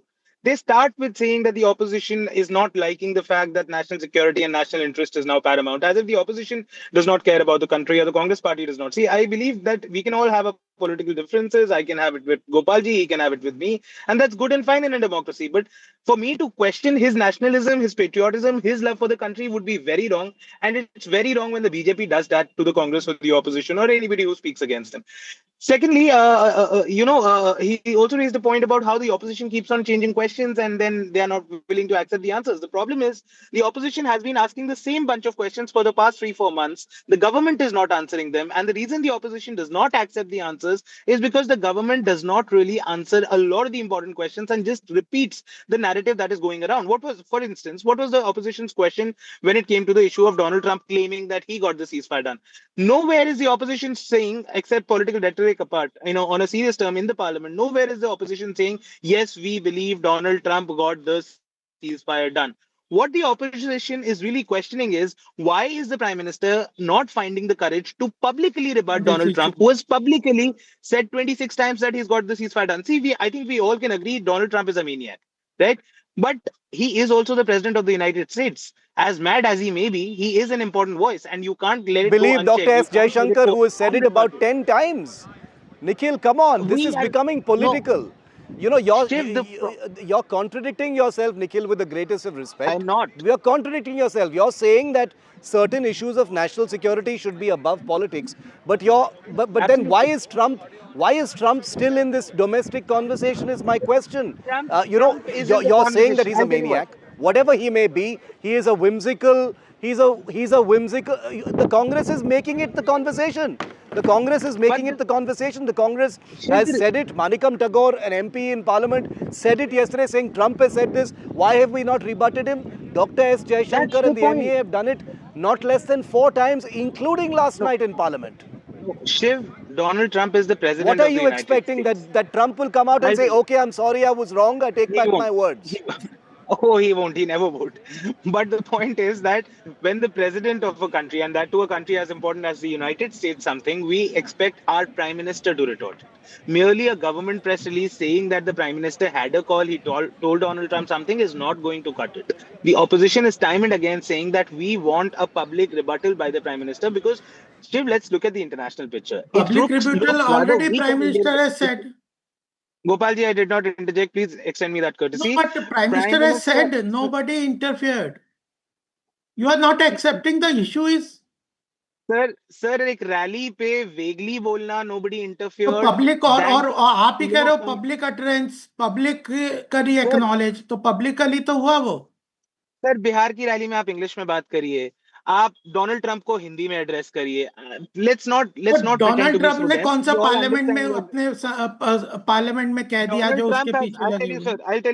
I'll tell you. Donald Trump has said it 26 times to the media directly in the parliament. And hold on. Parliament होती नहीं है sir वहाँ पे. House US Congress होती है जहाँ president नहीं. मैं वही कह रहा हूँ तो इंडियन पार्लियामेंट में नहीं कहा तो sir affidavit he is given an affidavit. The President of the United States has given an affidavit in a court of law in the United States. We need a rebuttal, a strong rebuttal. I want to get past this Trump issue. Protest against that. Here is the rebuttal. Here is the rebuttal. Here is the rebuttal. Let me play out for you. Play out the rebuttal for you. Here is the rebuttal by no less than the External Affairs Minister on the floor of the Parliament last night. Let's play that out. My administration helped broker a full and immediate ceasefire, I think a permanent one, between India and Pakistan, ending a dangerous conflict of 2 nations with lots of nuclear weapons. And we helped also with trade. I said, come on, we're going to do a lot of trade with you guys. Let's stop it. Let's stop it. If you stop it, we're doing trade. If you don't stop it, we're not going to do any trade. People have never really used trade the way I used it. That I can tell you. And all of a sudden they said, I think we're going to stop. At no stage in any conversation with the United States was there any linkage with trade and what was going on. Secondly, there was, please listen. Secondly, there was no call between the Prime Minister and President Trump from the 22nd of April, when President Trump called up to convey his sympathy, and the 17th of June, when he called up Prime Minister in Canada to explain why he could not meet. Nikhil, you've seen a categorical comment from the External Affairs Minister. Why are we still talking for Trump? Why are we still giving bhav to Trump's words on the ceasefire? At least on this particular issue, you should trust the government. I am not saying trust the government on everything. Even Gopal knows I never say trust the government on everything. Please question them on real issues. They are saying the ceasefire happened because of military action. Bhaiya, what is the issue in believing that? Shiv, I am personally trusting the government. Why are we still talking about Trump? I'll tell you what, I'm personally trusting Donald Trump, our government on this particular point. Most leaders in the opposition are. The question is, why does the Prime Minister not rebut it? I think it is necessary for India's image at the international stage for the Prime Minister to rebut the President. See, had Marco That is a little childish, don't you think? No, it is not. Don't you think that's a little childish? Shiv, I'll tell you why. Opposition, there are many dynamics in the relationship. You are dealing with a volatile character. You're dealing with a volatile character. You're dealing with a whimsical, volatile character. Shiv, even the British Prime Minister just rebuffed Donald Trump. Except our opposition leaders. Just yesterday, the British Prime Minister rebuffed Donald Trump for speaking against the mayor of London. In the past, the Ukrainian president rebuffed Donald Trump for, speaking in a condescending tone to the president of a sovereign country. See, the point is Donald Trump keeps on making these statements. And look at Ukraine and the UK. Look at Ukraine and the UK. Anyway, that doesn't matter. I'm just trying to say. Let's stop talking about Trump for a moment. Only one last point. In diplomacy, there is protocol. People of equivalent stature talk to each other. You have the Prime Minister meeting the President in a presidential system, or another Prime Minister. You have a foreign minister meeting the Secretary of State. Donald Trump says that we require our Prime Minister to rebut. I believe. I would personally love to see the Prime Minister rebut Trump directly, but as a student of international relations and a person who understands what realpolitik is, I also understand that this is a little bit of nitpicking and goalpost shifting at a time when the External Affairs Minister has literally done what you are asking. You are saying, no, we don't want it from the External Affairs Minister, it has to be from the Prime Minister. This is silly. This is big. That is why I say you guys are making it a prestige issue and an ego issue. We should move past Trump. Trump is not important. Trump is very important. He's a United States president. He's not important. To our internal debate in Parliament is my limited point. I want to bring Air Vice Marshal Srivastava in because he's a military man. He's been waiting patiently. My apologies for not coming to you a little earlier, Air Vice Marshal. This whole issue of the ceasefire, should we be closing the file on this? Why this ceasefire happened? Who made us bend? That is what the opposition is asking. They're saying the Prime Minister must look directly at Trump in the eye and say, no, you are wrong, you didn't create this ceasefire. What are you making of this? I mean, it is the Air Force that caused this ceasefire, for God's sake. Air Vice Marshal Srivastava. Shiv, sometimes I wonder why we debate what we debate. Because the country is in continuum, governments come and go, and all the accumulated power what we have because of contribution of whole of the nation approach. And when we say diplomacy, and we say we are not going to take unnecessary umbrage with anyone, I think that's a good policy. More so with a person like Trump, when we know what he's saying is not right.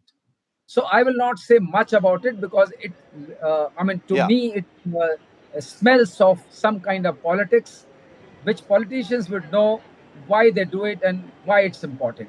For me, the most important part in the debate is, which I think as a nation we must do, why are we at only less than 2% of GDP for our defense forces? Why a defense budget is this? When in NATO, all of the nations, important and prominent nations, are trying to make it to 5%. Germany is rushing upward. France is rushing upward. Everyone is trying to look into within what are my force structures. Because the future wars, we are not going to fight what we fought in 1971 and what we fought now. The future war will... That is too complicated to debate in Parliament, sir. So I want them to debate, why don't we have stealth aircraft? I want them to debate, why don't we have aero engine in a mission mode? I want them to debate, why don't I have all stealth hypersonic missiles?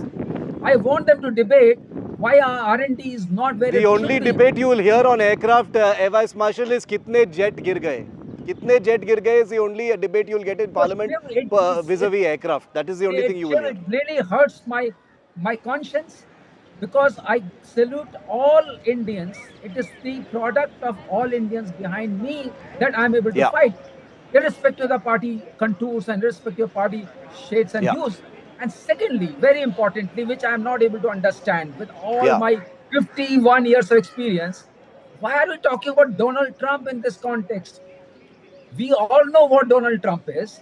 He has taken even for Cambodia and Thailand, he has said, I've brought them on peace table. He talks about everybody. He said, I'll close it in 24 hours. We all know that it didn't happen. Exactly. So it's a kind of statement. Why should we engage with him? After all, he's the president of the most powerful country on the planet. It is not a wise thing to do in the game of your war fighting. It's not a wise thing to do. We also know a little bit about it, and we keep quiet where we have to keep quiet. Are you sharp enough? If you ask me now, you ask me a very important question. We are in pause. A pause, how does it hurt the enemy? Pause hurts the enemy, because if I'm in pause, that means I'm in operational readiness. I'm telling you why I admire this political will.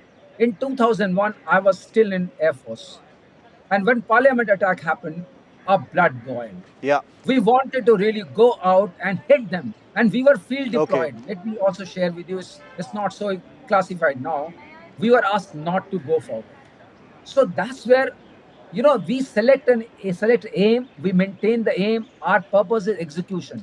First is the political layer. It'll tell us, okay, you can go. What you're saying is very important. What you're saying is very important, Air Vice Marshal Srivastav. I'm sorry to interrupt you. I'll let you continue. The Home Minister has just walked into Parliament. We've got live pictures coming in.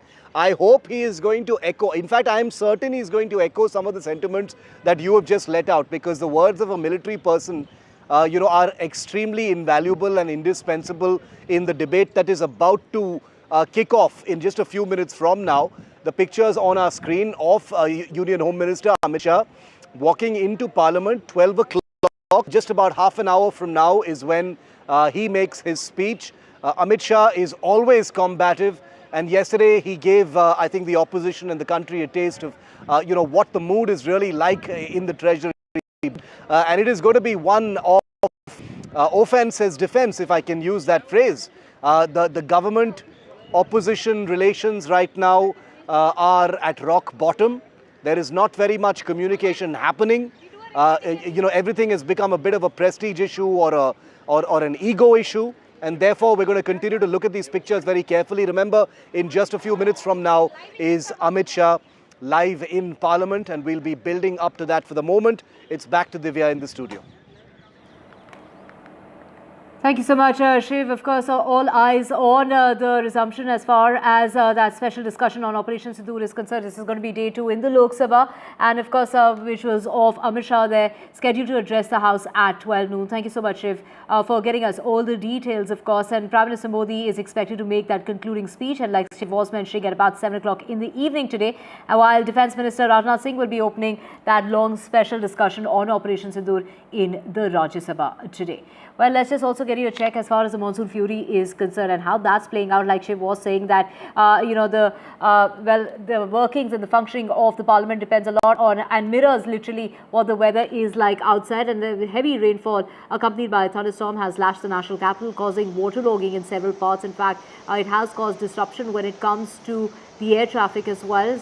Several flights have been disrupted early this morning. There is a red alert warning that's been issued by the Met Office. Intense to very heavy showers are expected till at least noon today. That is what the Met Office is saying. Then winds are going to be about 30 to 40 kmph. That red alert warning has been sounded off for the southeastern and northeastern part of the NCR region, while a yellow alert warning is in place for the southwest and southeast part of the NCR region. Well, it's a capital deluge there with heavy rains lashing the national capital. Well, there is a traffic mess out there. In fact, you need to keep that in mind while stepping out. Word of caution, definitely, before stepping out, because traffic has slowed down because of the rain situation. In order to know how bad it is, my colleague Jaya gets us a sense of, what not to do during the monsoon season, particularly on day 7 of the monsoon session of the Parliament. इस वक्त हम दिल्ली के cannot place, Delhi का दिल कहा जाता है, यहाँ पर हैं और आप ये मेरे पीछे देखिए जो पार्किंग का एरिया है, किस कदर यहाँ पर वाटर लॉगिंग है। जो बाइक हैं यहाँ पर वो जो है आधी पानी में डूबी हुई दिख रही हैं। यहाँ पर बाइसिकल आप देख सकते हैं। पूरी तरह से ये इलाका यहाँ पर एक पॉश एरिया है, बावजूद इसके यहाँ देखिए पानी की निकासी बिल्कुल नहीं है। जहाँ जहाँ आप नज़र दौड़ाएंगे आप देखिए किस तरह से यहाँ पर बरसात का पानी। और इस तरफ मैं आपको दिखाती हूँ, ये पार्किंग का एरिया, आसपास बड़े बड़े शोरूम्स बने हुए हैं। और नज़दीक आके आपको मैं दिखाती हूँ, ये मेट्रो स्टेशन से बिल्कुल बाहर, राजीव चौक गेट नंबर 1 के बाहर निकलेंगे तो ये देखिए ये काफ़ी गहरा भी है। और ये पूरा बरसात में इस वक्त आप देख सकते हैं किस कदर वाटर लॉगिंग यहाँ पर हुई है। लोग यहाँ पर, बहुत लोगों का फेवरेट प्लेस है ये शॉपिंग के लिए। लेकिन अगर आप आज दिल्ली के कैनॉट प्लेस आने का सोच रहे हैं, भले ही यहाँ पर हम देख रहे हैं इस वक्त अब धूप खिल गई है, लेकिन 1 घंटे की बरसात का आलम यहाँ पर आप देखिए। जो गाड़ियाँ खड़ी हुई हैं उनके पहिए आपको डूबे हुए नज़र आ जाएंगे। किस तरह से यहाँ पर ये बरसात का पानी जमा हो चुका है। इसको निकलने में भी ऐसा देखने में लग रहा है कि थोड़ा और अभी वक्त लगेगा। Well, I am right now standing here in ITO, and right behind me you can see these visuals of a stretch in ITO completely waterlogged. Although it has stopped raining, it is merely drizzling at this point. But in the last 1 hour, we saw heavy rainfall across Delhi NCR, particularly in Delhi and in the eastern side of National Capital Region. You can see the visual of how the commuters are struggling to cross the road, as this is a central area in the National Capital and it is completely waterlogged. You can see right here is the metro gate, and here this entire stretch is completely submerged. We do not see any one pumping out the water per se. Although it has stopped raining, one can expect the water to recede after some time. On my left side you can see the traffic movement has slowed down. The cars are moving at a snail's pace. Although if we talk about other areas, be it Minto Bridge, the traffic movement is smooth, and there is not much waterlogging in Minto Bridge area. But if we talk about Pragati Maidan and here in ITO, you can see this entire stretch being completely waterlogged. Although the sun is out, it has stopped raining, but in the last 1 hour we saw